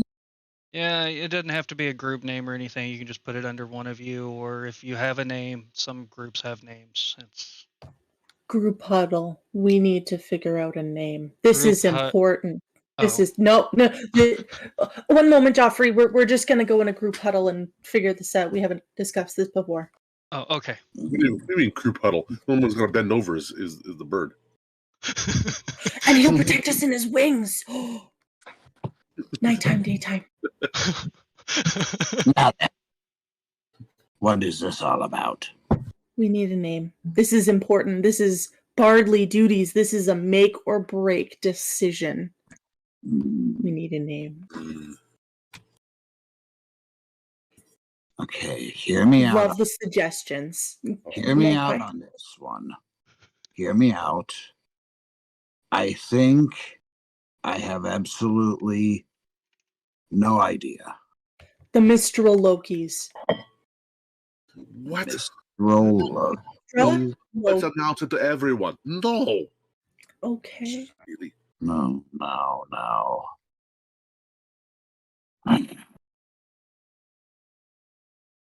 have no idea. You know, the only one here that has good name to make play on would be Cinder. Yes. Maybe we could be called the Little Embers. Oh. Oh no! Or tiny. No. The Flying Tiny Embers. I like it less. And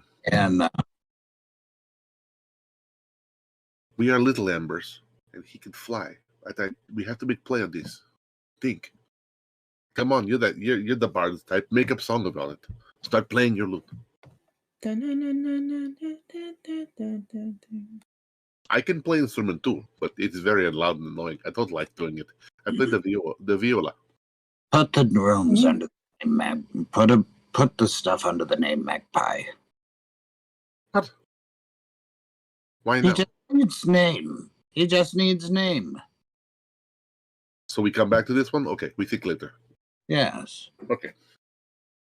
Put it under Magpie, and if anybody has any questions, talk to the big man. We'll have to step on it. Good luck. He doesn't talk well. All right, so you're gonna put it under a pie? Yes. The Magpies. The name is Magpie. We'll put it under the name Magpie. All right, Magpie. Magpie 1, 2, 3, 4. Okay. There is another member of our clan here, but is a ginger dwarven folk. He may come around here. He is also in the company of Magpie. Okay. Is he going to be partaking in payment of? No, we don't pay him. No, he may come for jobs in the. Cinder brought up the last of kin. If stop. No, we are good now. Don't worry about the other one. Yes, sorry, Okay. Magpie. Go ahead. All right, so Magpie, 4 payments. You have how many of these do you have?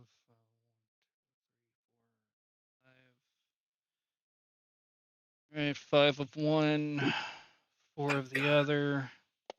He is simple folk. We don't need to confuse him. All right. It will be hard for this man. I'm sorry. All right, I got payment for 9 jobs for 4 people under the name Magpie. Anything else for you? Nope. Nope. Sounds overwhelming enough. All right. It's all in the same area. if you don't complete it, just come back to me. Let me know. That way I can repost it. If we repost it, these have been up there a while, so I don't see us doing that. All right, we don't take any responsibility for any maims, harm, or anything that comes to the adventuring party. We are just the benefactor who pays out the payments. Blah blah blah blah blah. Legal this, legal that. You guys good to go? Yes. Yes. All right. Report back here if you come with any findings or take care of the problem or whatever it may be. And we will expect to see you when we see you. Have a nice day. All right. So he has all of your information down. I assume you tell him where you're staying. That way, if they need to come find you, blah, blah, blah.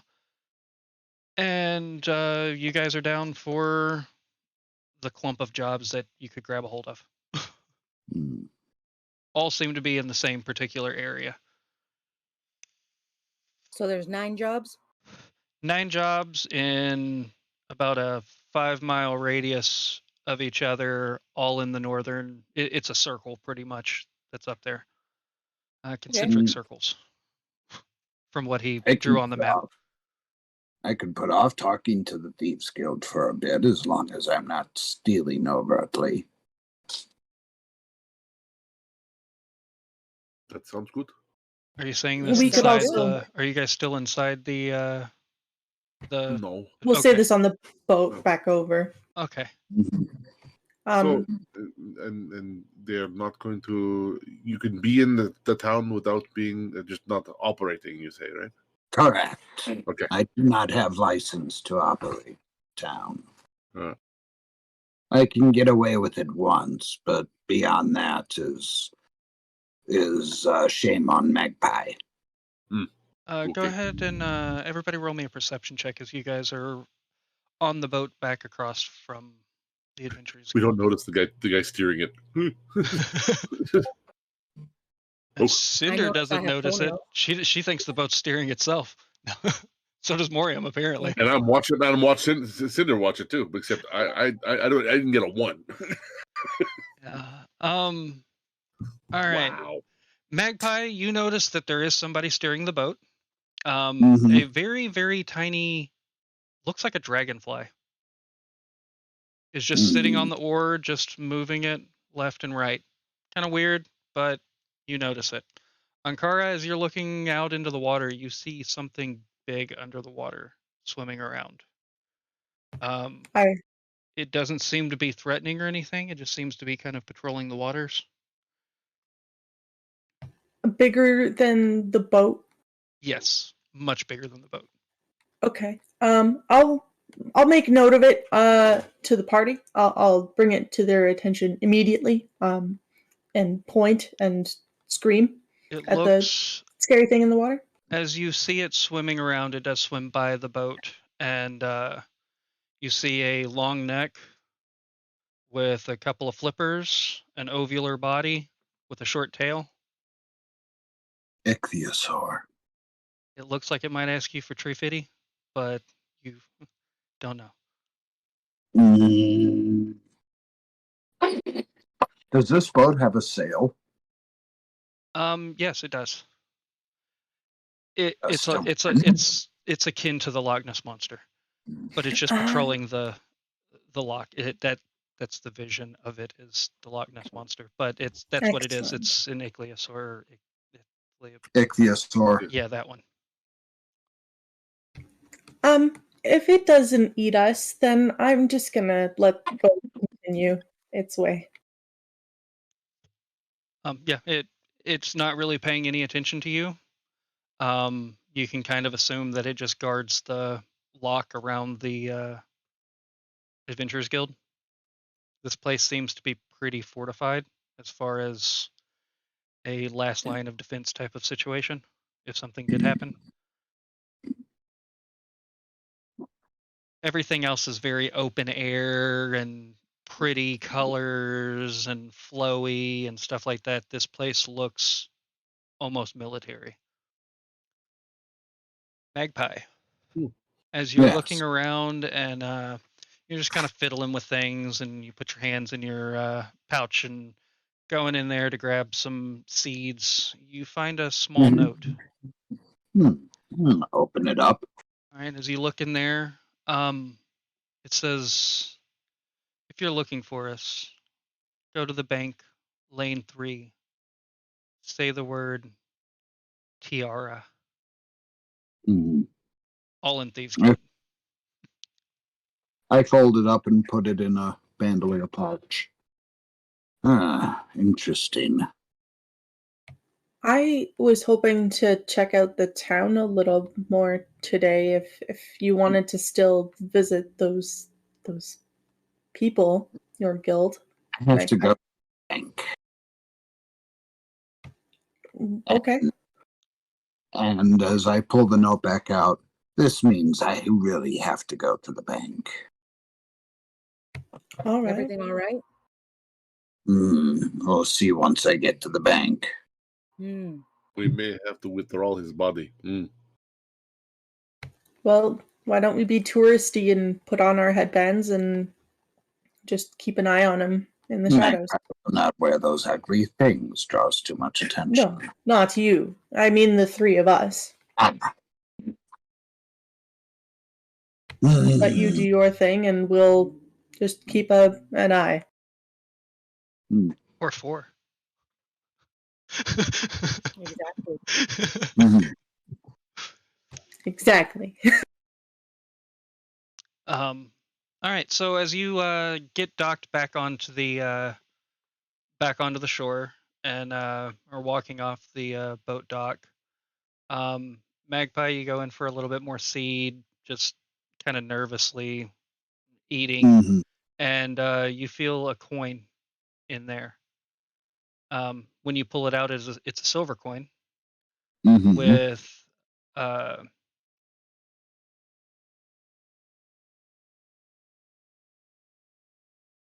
sorry, my mind went blank. Welcome to my world. What was the name of the guy in the white suit? McGregor. McGregor. Thank you. On the coin it says First Trust of McGregor. It's a silver coin. Okay. Interesting.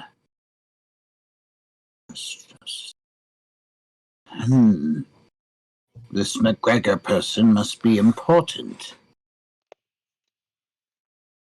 Has his own coin. As you're looking over it, it doesn't look like it's a legal tender, more of a business card.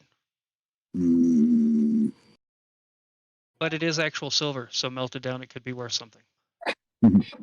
Tuck it in a pocket. Okay. All right. Need to head to the bank. Off to the bank. As you're walking around and looking, and one of the other party members stops somebody and goes, excuse me, where's the bank? Oh, if you go to the east side, it's a big triangular building, kind of at the end of a pool. You can't miss it. It's fancy and gaudy, but it's secure. And so you guys get directions onto where the bank is. Head over there, and in front of you stands a white marble building in a triangular pyramid fashion. And over the top of it, with a big silver coin, says First Trust of McGregor. I'm going to put on my headband, and I'm going to look as touristy as possible and hang around the bank, but not associate with Magpie. But just keep an eye on him. All right. Can you roll me anybody who's hanging out outside the bank, just roll me a general stealth or performance, whichever one you decide, just to see how inconspicuous you can be. Not very. All right. Yeah. I mean, all average rolls, but altogether, you guys seem pretty touristy, considering you are tourists. And yeah, nobody seems to be batting an eye that you're just kind of gawking around, looking at things, and kind of pointing around. Ankara, looking around, you see people just kind of. Is there anything specific you're looking for before I just tell you what you see? I'm going to be, because I rolled a stealth and a perception. I'm hoping to sneakily look in, like, make sure Magpie's okay. But also just keep an eye on the general people that are like entering the bank, and the people who are hanging around it. Okay. What you see around it and people entering and exiting looks like just general merchants and just regular people. You see a couple of fancy looking people. You see some people that don't look like they have too much money, but they're still dressed normally. Um, but yeah, you just see all sorts of people walking in and out of the bank, kind of like a normal bank situation. Keeping an eye on Magpie. As far as long as he doesn't go out of eyesight, you have a pretty good sight on Magpie. Magpie, you're in front of the bank. Yes. All right, I'm going to go ahead and go in. All right, as you walk into the bank, you see about 5 different teller booths, all lined on one wall, a big marble wall with windows in front of it, labeled 1, 2, 3, 4, and 5. You see a couple of more windows to the right and to the left, a couple of doors that are big iron doors. I am going to get into line for lane 3. All right, this one has about 4 or 5 people in it. It seems to be kind of busy, but it's all people kind of depositing money and things like this. Go ahead and roll me a stealth, just flat stealth, not advantage or disadvantage. Just No, I automatically have advantage. 14, 25. 25. All right. Well, you're blending in pretty nicely. You're just kind of standing there, holding a small coin purse looking thing, making it look like you're just there to do business. Yes. A few minutes go by, and you're up at the third window. Tiara. Oh, you'd like to deposit a tiara? Yes. Tiara. Give me just 1 minute, and I will get you the proper forms to fill out. Thank you. And she kind of waves you off to the side over by the right door, and there's a couple of chairs there for you to sit in. And Okay. a few minutes go by, and the door opens up and goes, yes, you were looking to look at the safety deposit box to store your tiara, correct? Correct. Okay, follow me back. I'll take you back to the safety deposit boxes. Thank you. And Magpie at this point disappears out of view, going back behind the big steel doors. And they take you down through a couple of hallways up to a second flight, and you come to a big marble door with a big silver coin in the middle of it. I'll take out my coin and put it in there. All right, as you slot the coin into the slot, you hear a click, click, and the door swings open. And inside, you see a man, an older gentleman. White. Is this the same one that I picked the pocket of? Yes, it is. Oh boy. You see a long white coat with coattails, top hat, big cane with a golden filigree and a golden ball on the end of it, and he goes, "Oh, yes, been wondering when you were going to show up here." So, well, lay of land first, you understand. Oh yeah, no harm, no foul. I saw you doing a little work in the way. I put myself in a targeted position, and how do you think you got the coin in your pocket and the note? Yes, I had a feeling that one was too easy. You were way too obvious. Just but next challenges. Yeah, the money you got, don't worry about it. It's the price of doing business, you know. No, I did want to let you know we do have a couple of rules in this town. Don't steal from the locals. Don't steal from the shopkeepers. Tourists, they're all on the market. Now, we normally do take a cut. As far as anything that you get, we'd like to get at least 5% of that. Kind of helps Okay. things smoothly go around in town. Also takes care of if you do get into any trouble, helps us get you out of it. You know, those type of things, standard things in a big city. 5% is reasonable. All right. If you do have anything that you would like to claim going forward, the first day, that's all on us. You didn't get caught, no harm, no foul. You seem to be pretty good at what you're doing.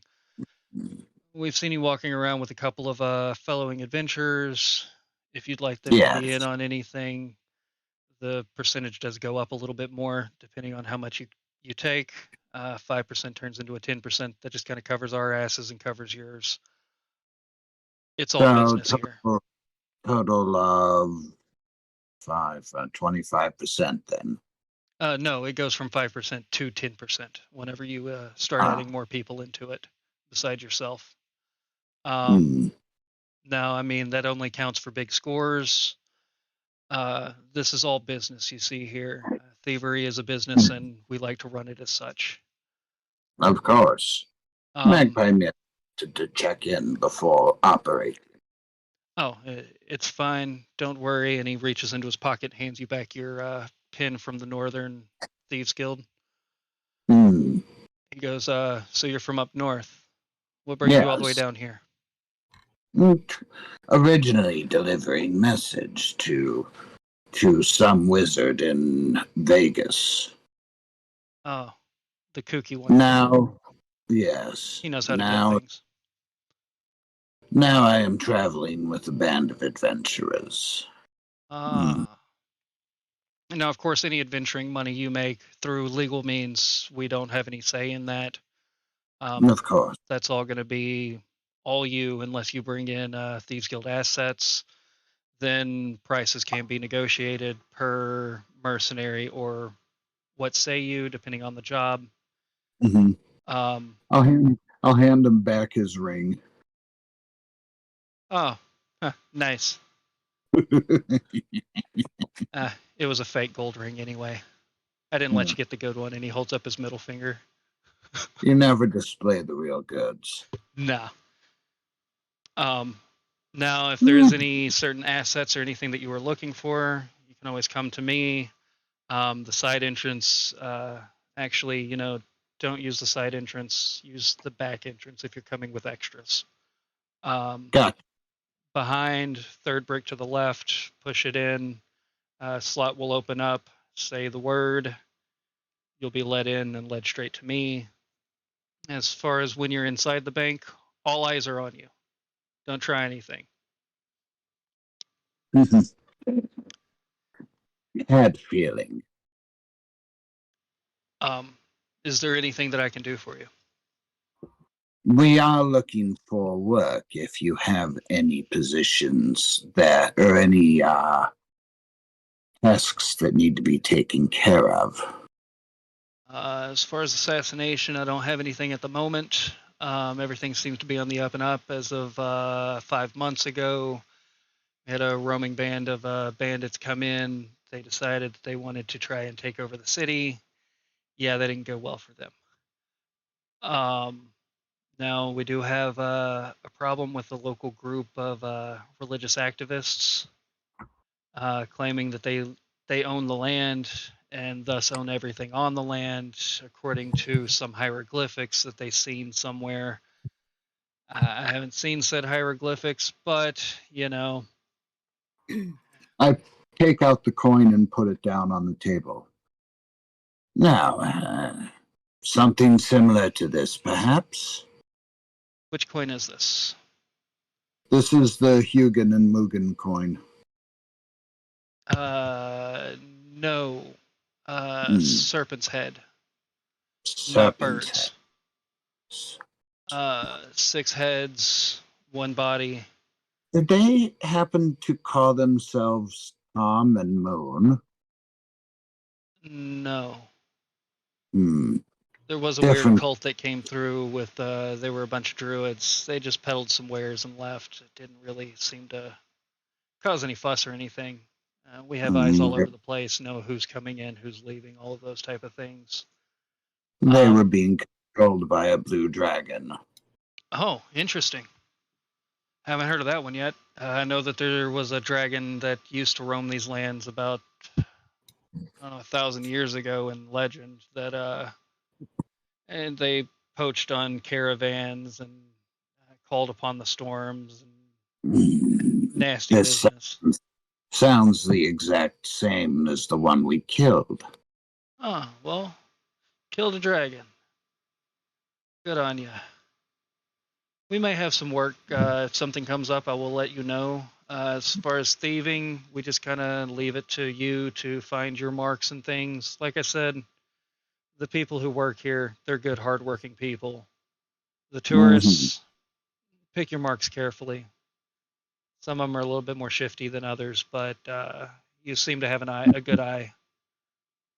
And of course, don't steal from our own. You see another thief working, leave them alone unless they call on you. You know the symbols, the signs. You know what to do. Of course. If any big scores do come up that we do need a group or need to form a party for, I will call you and let you know. You guys are staying at the Ruby Seal, correct? Why did I even ask that? Of course, I saw you walk in there and stayed the night. I also know the barbarian behind the bar. She's a little rough on the edges, but you know she does good work, and damn, she makes a good cocktail. But yeah, if there's anything you need from us, let us know. Like I said, make sure to pay your dues. Everything will be above board. You don't pay your dues, we will come find you and we will take it, whether by force or by other means. How much are dues? The 5% if you're working alone. If you're working with the party on a heist or something like that, that comes up to 10%. If it's a single target, it's still the 5%, even if you get some help from people. It's just mainly heists and bigger jobs. We take a bigger cut. Gotcha. Well, then, by your leave. All right. Well, have fun in our beautiful city. May its fruits be ever fruitful for you. I get back to the party. I look at him. Take off the ears. Take off the thingies. Take them off. Did it go well? It went very well. Oh, good. His guild leader was a very nice gentleman.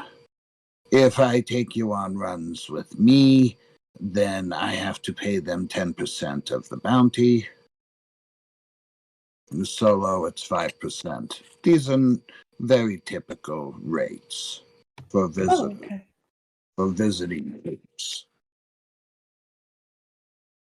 And yes, the 10% is only on like big group heists and things like that.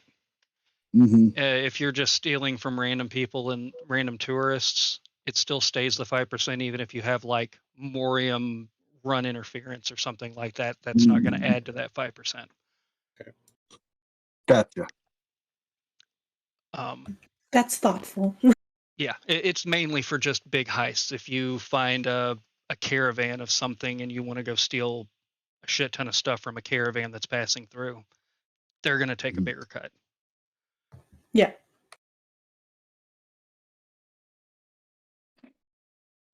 Was there anywhere else in town people wanted to venture towards? Because I wanted to look at that bookstore again and see if we can't find anything on this coin. What else did you need to know?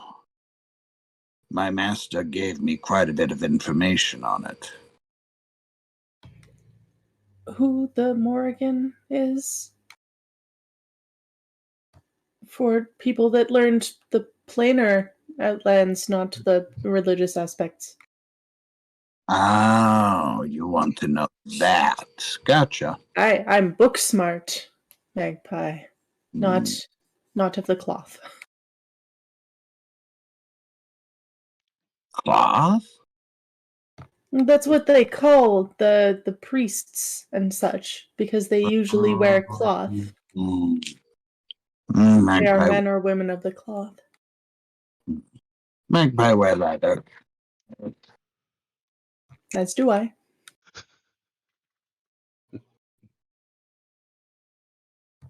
If no one's going to follow, I'm just going to go towards the bookstore. We'll go. All right. Yeah. As you guys all head towards the bookstore, you find right in the same concourse, you see the fancy one, you see the rundown one, you see a couple of middle of the line ones. Do you go back to the same bookstore you went to before? Yeah, we'll stop in to, I believe it was Dowry's books. Dowry's books? Yes, it was. And as you walk in, as you're walking through the concourse, you hear a voice. Oh, Miss Ankara, I have something for you. And as you turn over that way, you're looking at the craft store, McLandford's. Oh. And Sarah runs out and goes, "Oh, I had those journals finished for you. I have one that is diamond studded. I have a now they're not real diamonds. It's crafts, but and also I made a couple more leather bound ones. A couple of insignias on them. Just random things that I was working on my cross stitches and put on there." And as she hands them over to you, you see one that is a black leather bound book with a leather imprint of the symbol. I will point to it and I'll show the party. I'll thank her firstly, but I'll show the party and I'll ask her, what is this symbol? I've been seeing it. We've been seeing it everywhere today. What is this symbol? I'm not sure what the full religious inclination of it is. I think it's a pretty symbol. Something about the mother, the maiden, and the crone. But it has something to do with the three queens and God, what's his?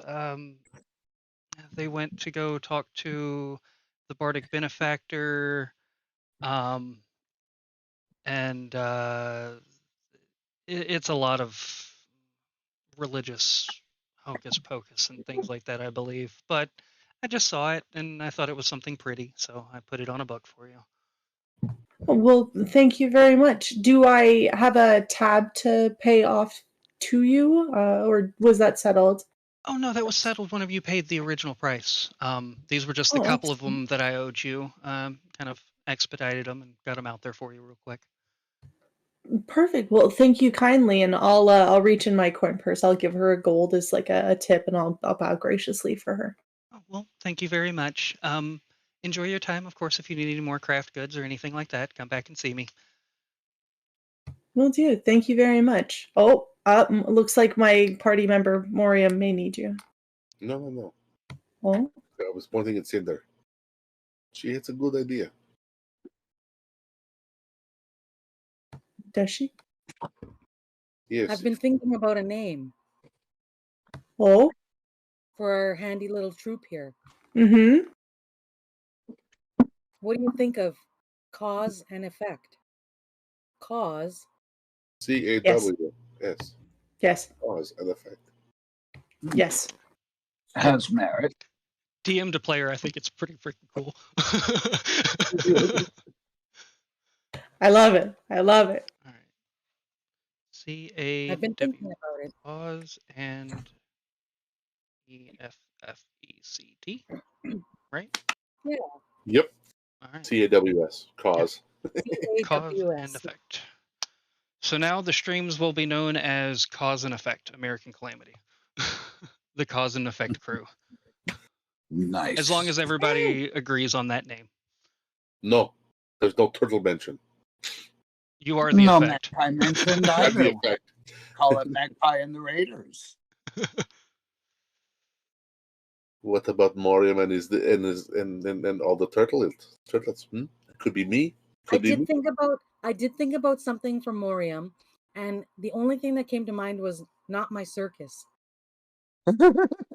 I like that. But they are my monkeys. Yeah. I was thinking of like a Pokemon reference since it's one humans and a bunch of animals, like. Right. But yeah, cause and All good. effect. Yes, Cause and just effect. like that, Cause Sir and Mithy. effect. All right, so now the group is now known as Cause and Effect, and surprisingly, ravens have been showing up lately, so that also works into things. But Dowries is right across the road as Sarah gives you your adieus, and she heads back into her craft shop to continue cross stitching on all of her mini cross stitches. As you walk up to the door, the bookstore looks like a small, quaint, small town bookstore as you walk up to it. And of course, Ankara and Cinder, you have been in here before, but Morium and Magpie, what you see in front of you is just a small town looking bookstore.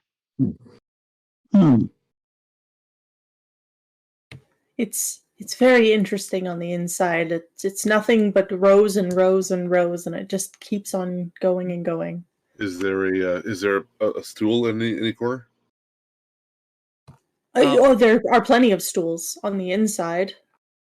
Come inside, and you'll see. Okay. All right. As you guys walk into this bookstore, you see just piles of books all around this desk that go from floor to ceiling. It looks very small and a bunch of books. But as you get up to the counter, Dowry is right behind the counter and goes, "Oh, it's nice to see you again. You coming to browse the books again?" Yes, I found quite a collection last time, and I'm hoping that you're able to help me out here. I show him the book that Sarah just gave to us, and show him the symbol that's on it, and ask him if he can point us in the right direction of books. Oh, yes. And he kind of waves his hand as he's pointing, and you see behind these stacks of books just rows and rows and rows and rows that go on as far as the eye can see of books. 20 foot up into the air. Does not look like what it looked like on the outside. Very TARDIS effecty. Bigger on the inside than it is on the outside. They were just hidden behind the stacks of books because everybody's very short. And he goes, yes, if you go down, mythology and religion is going to be 5th row down. Go in about halfway, 3rd shelf up, 4th shelf up, 5th shelf up, 6th shelf up, and then the next row over. There's a lot of religion. Is there any books with reference to Fadla? Yeah, I haven't read all of them. I don't read a lot of religion myself. I know I've seen that symbol over there. If it has anything to do with that symbol, then probably.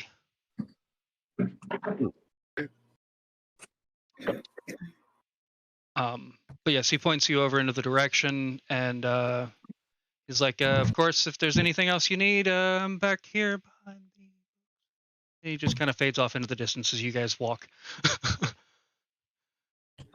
I'll turn back to the party and I'll say, I may be at this a long time, but I am willing to look and search for whatever this is. I have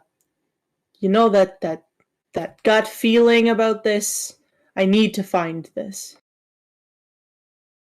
And I'll just go off and I'll look in all the sections that Dowry pointed to us. You're more than welcome to help. I'll help. Alrighty. If she's helping, go ahead and roll me a perception with advantage. Anybody else looking for anything particular or helping look or? I'm going to help her look. Alright, go ahead and roll me a perception check as well. Or you can roll another one if you'd like. I'll give you double advantage if he doesn't want to roll. I'll roll. Alright. I'll give advantage to whoever. Better than I had. Alright. Somebody else roll another one. Do you want to roll with advantage, Mr. Morium, since you already had a good roll? Okay. Okay. Even better. Holy crap. I knew, gut feeling. All What were righty. we rolling for? Looking for books. To find There the book on Foldla and the symbol. Yeah. And if there's any other books that anybody wants to look for, just let me know what they are. But as we're looking at the religion books, looking through there, you're seeing things on Greek, on Egyptian, on Chinese, on old mythology, on new mythology. You see a small section, about fifth row up, the second set of rows there, that all deal with Irish and Celtic mythology, old and new. And you do see 2 books with that symbol on it, Grab them. with Morium's help. Thank you, Morium, for spotting them. I'll snatch them. All right. As you grab these 2 books, one of them is the Morgana and the Followers. The other one is History of Celtic Gods and Goddesses and their doings within the earth.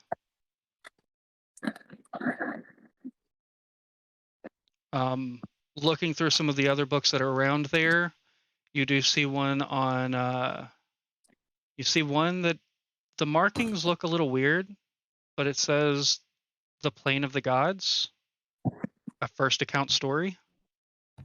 Okay.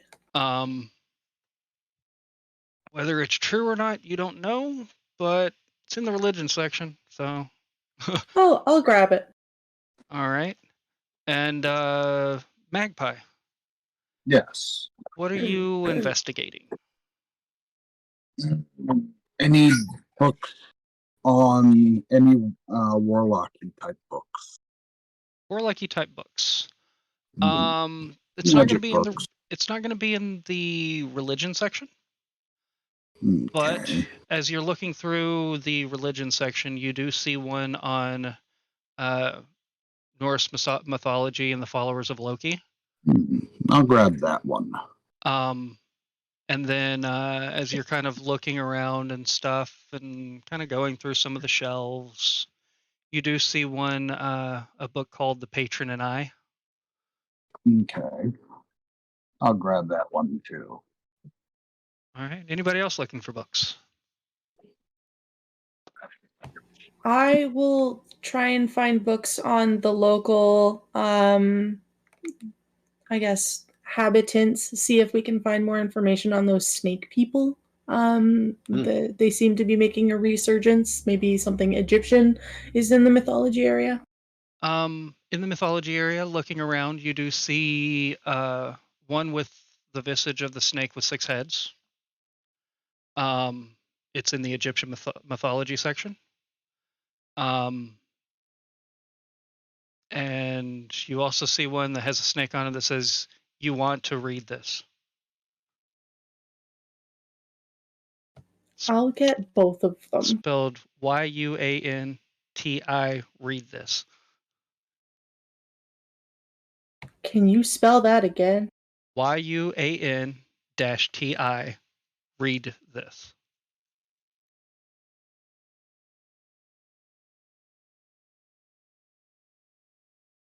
It's a play on words for Yuanti. I'll grab it. Alrighty. If there's anything else that you guys would like to look for, otherwise you can. Maybe some like local history or local like lay of the land sort of deals. Like I picked up 2 books last time on true. the lay of the That is land true. area, but we can definitely try and find more, or like maps of this like Yeah. northwestern area, or if there's anything about that, just to add on. Okay. Looking through, you're not finding much as far as maps or anything like that. But as you go back up to Dowry and ask him, he's like, "Oh, maps and cartography type books on the local lay of the land and things like that. I don't keep those in the shelves. Most of those are pretty old, but I do have some here behind me." And as he turns around, you see a door there, and he opens that door up and he's like, "You're more than welcome to go look. I can help you look through them and things like that. Most of them are pretty old, but we have a couple of more modern cartographers that have come through here that's given me a couple of maps." And he shows you the maps. He has an old U.S. map with all the continent or all the different cities, towns. It's like a huge fold-out travel map of our time. And then he has a more modernized one with territories and kind of the general location of where a lot of people kind of settled.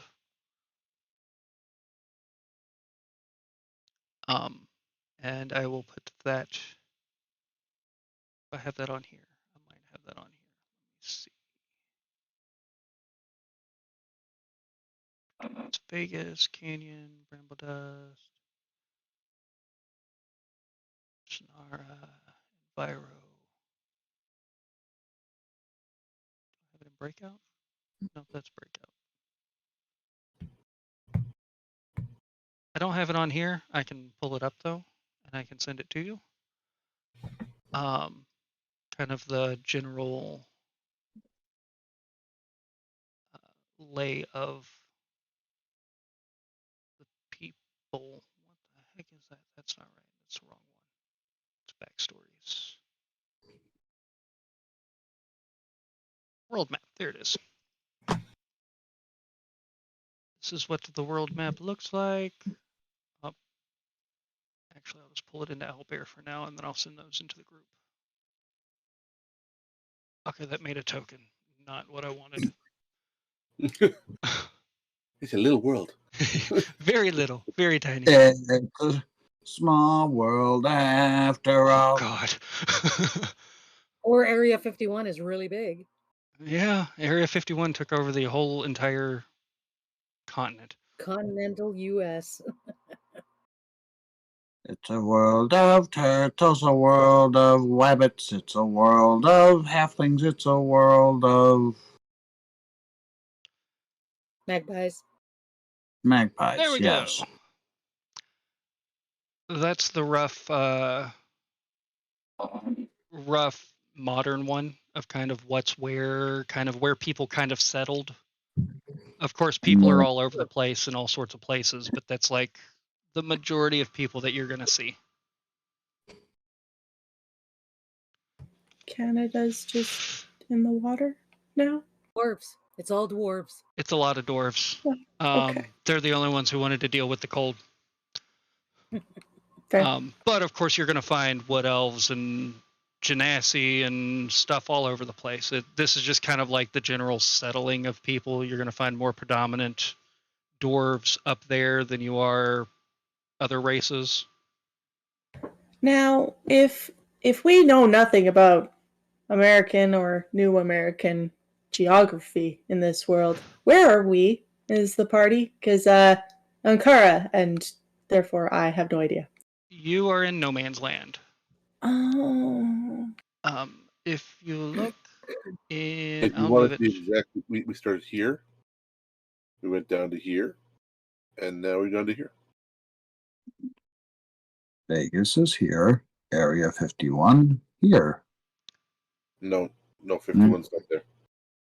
No, it's Vegas. We went from Vegas here. Right, down to Roswell, which is around here. Roswell's closer, I think, to here. Below. Is it?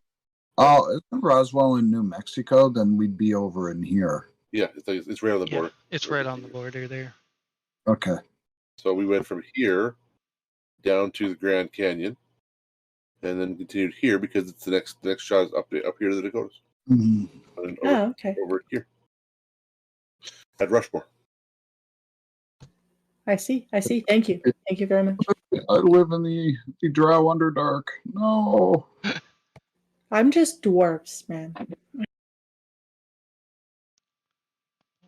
We're close to that frozen waste. That's how it feels today, too. Yeah. So I'll post this in the lore section whenever I get a second, because for some reason it's acting stupid on the Discord. But I'll post this and the other US-Canada map. Yes. But so yes, those are the two maps that you find that are of this area, kind of the whole. Yeah, there's Roswell. Yeah, so it's here. It's closer to Texas. Yeah, it's right in this area. Yeah. But according to the books that you found last time, over time after Calamity, Area 51 and the military took over Roswell, turned that into the new Area 51, moving all of their military crap over there. You haven't seen much military here, so it could have moved out or it could be hidden somewhere.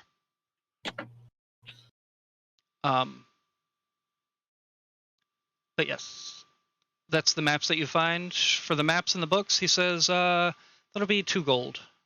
The maps are a little old, so I do have to charge a little bit more. Kind of rare to find, but I apologize for the price. So, okay, thank you so much. Put that in my pocket, and you guys have a great day. Of course, if you need any more book needs or anything, don't worry about those new non-smelly books. You want the real thing. Come see Dowry.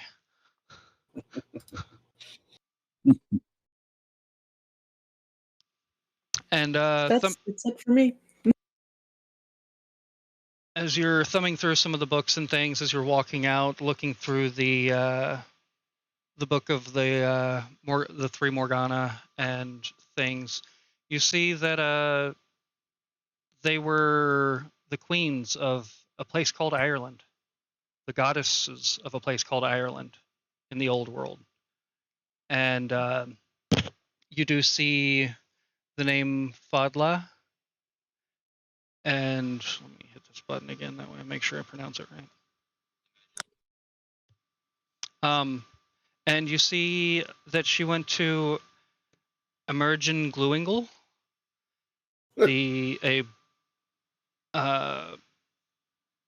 he's a bard that played for the queens and the kings, asking him to give them the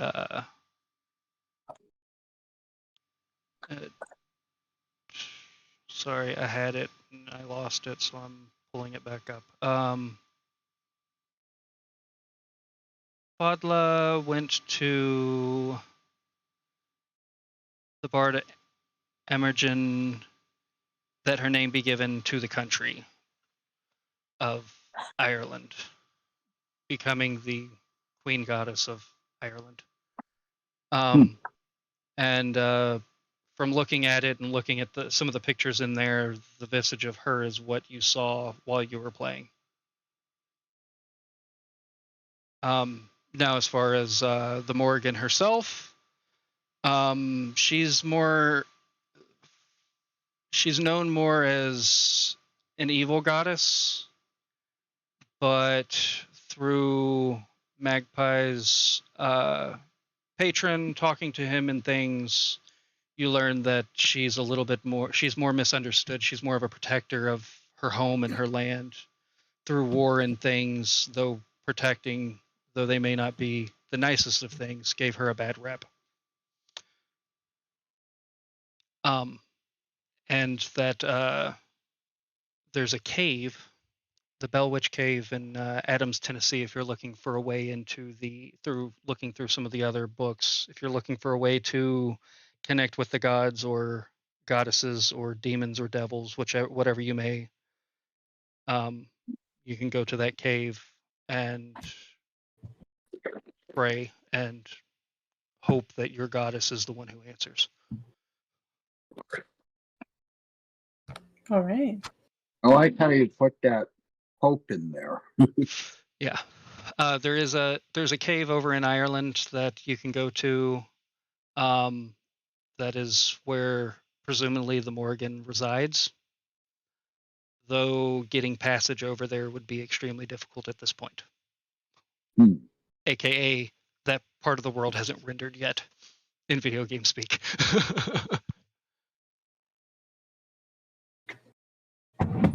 The heck's with all this fog at the edge of the world?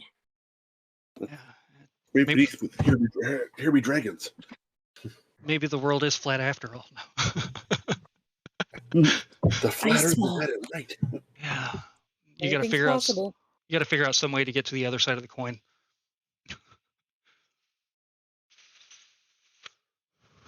But yes, that's kind of what you get through the gist of those. Looking through the patron and me, it seems like it's a fantasy account between a woman warlock and her patron. A little spicy book that you just got there. And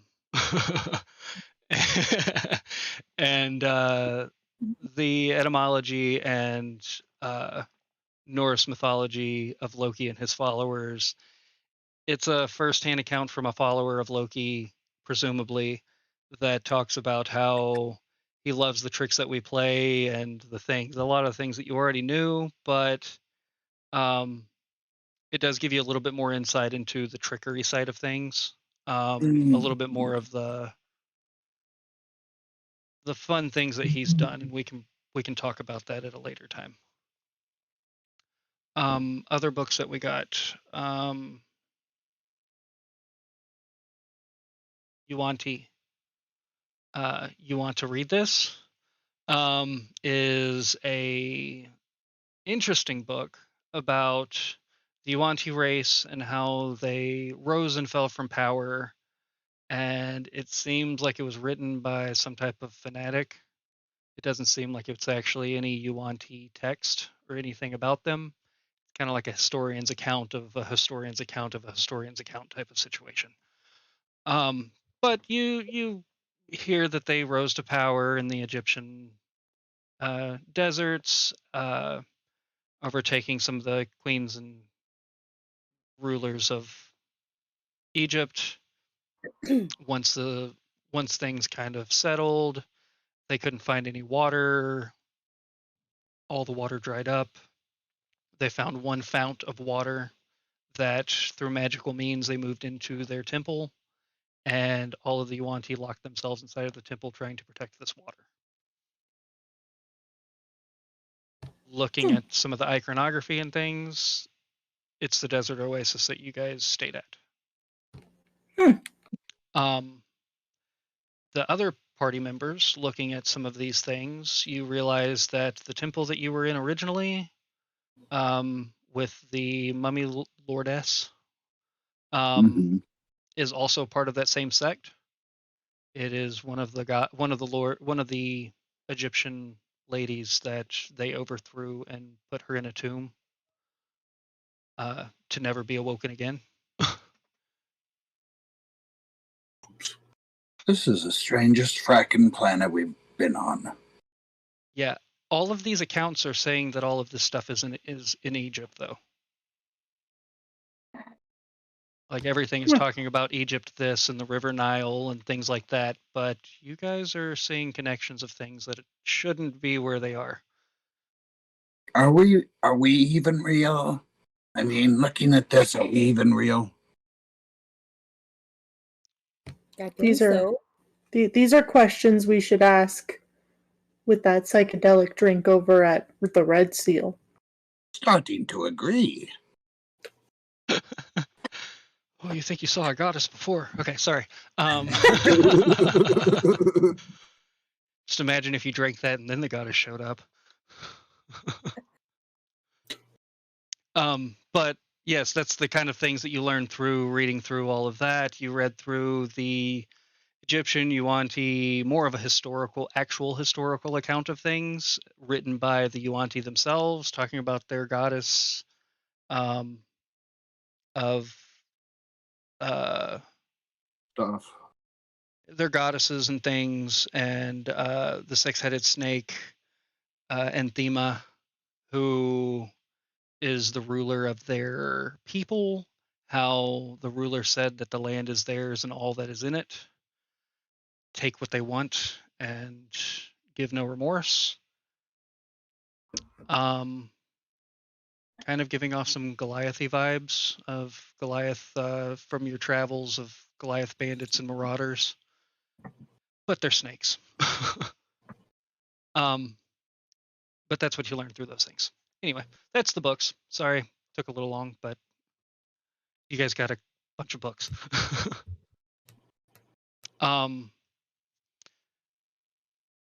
So we've met the Thieves Guild, we went to the Adventurers Guild, we went to the bookstore. Is there anything else in town before we wrap up for the night?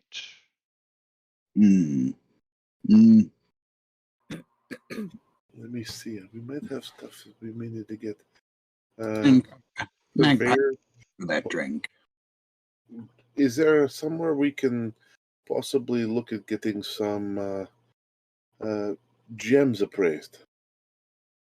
Gem appraisal would be in the general market district. You guys are actually there right now. Yeah. And you can go over and have them look at the gems for you. And gems and just a guy that'll buy weird curiosities. That might be something to talk to the Thieves Guild gentleman. He's high in status and knows the people who buy and sell expensive and odd things. McGregor? McGregor. That's McGregor. The guy you ran into as a child on the street. Magpie can arrange for a meeting. Okay. If you're looking to get a good price for it, he might be the one who can fence them. You may have to lie a little bit, saying that they're stolen goods or something. Lie as far as He'll for take him his. For him to sell. He'll take his cut, but okay, then that's a longer thing. I'm just looking at. We've got some oddities and odds and ends of things just to clear up the guild. There's a couple of like general thrift stores just kind of strewn about that people might buy some things. You're not going to get crazy high prices, but no, better off selling trying to just offload. So what I'm looking for specifically, we found that we've got a small wooden figure that was of note. 3 pieces of extremely high quality linen, and we have 2 unmade traps, so disassembled traps that have been pulled aside. We also have like candelabra. We've got 2 vials of wyvern poison. Were some of these on the job board? Like just the odds and ends? Like these sound like trader goods, some of them. As far as like the wyvern blood, that might be something you want to talk to the Thieves Guild about. As far as the expensive linens, there's linen shops and things in town. Candelabras and things like that you could probably just sell to a general goods merchant. This one. It's in the of note category because it has a depiction of Lolith on it. Oh, that might be something you might want to go talk to the religions about. Okay, that's me. We'll deal with it a different day. So that's fine. But yeah, if there's a specific thing that's like the linen, you could go to a linen person here. That wouldn't be like a fencible. It just depends on like if it's something exotic and of note. It might be something. Nothing here is really fencible. It's just golden emu eggs and cat mantelpieces and the candelabra, and then the rest are all like big coin blanks but we have numbers of them. There's nothing's huge yet, so but I want to keep the volume of stuff in case we need to hide a body. Yeah. Well, I mean, and like coin blanks and things like that could be things that would definitely be fencible. That would be, you'd get more money through the bank than you would through a general gold merchant. Like the egg, that would be something that's a little more exotic, and you probably wouldn't see many of those. Yeah. But yeah, that just depending on what you're looking for, we can talk prices and stuff. Go talk to those people or however you want to do it. Yeah, next time. Okay. I'll make a list. All right, yeah, make a list and let me know that we can plan a route. Anything else anybody wants to do before? Time to eat and drink. All right, heading off to the bar. I'm not having this thing. It upset my tummy. Okay, no steak. They do have a nice Cobb salad. No, just no cob, just No Cobb. salad. Just salad. All right, you Maybe get a piece of fruit. you get a plate of lettuce and tomatoes and cucumbers and mushrooms and olives and all sorts of just vegetables that they had in the back. Yes, we'll Um, take. and everybody else gets whatever food they want. For the same 2 silver price. And you get some drinks, and if anybody wants specialty drinks, that's 2 of those psychedelic drinks and pretzels. 2 of the psychedelic drinks and pretzels. Pretzels? Yes. The local bakery just happened to have brought some fresh pretzels in today. I will get those for you. And 2 of the psychedelic drinks, those are a little bit more pricey. We're looking at about another 2 silver for both of those and the pretzels. No problem. No problem. And Cinder, any specific requests for you? Not at this time. I'm looking maybe for some bunny approved bath fizzies and a good hot meal and nice drink, and we've done a lot. All right, you get some apple cider carrot bath fizzes. And you get some nice meal and drinks, anything for Ankara for the evening? Let's double up on that pretzel business. Or Magpie, are you enjoying both of those drinks yourself, or can I? I was going to share one with you. Excellent. I'll get us some waters as well as something nice just to have afterwards while we sit in whatever stupor we shall be in. I am willing to get down on this too. I did not experience the fun times you had with the. I think you called it the dragon goat or something. The Draglagoat. A Draglagoat.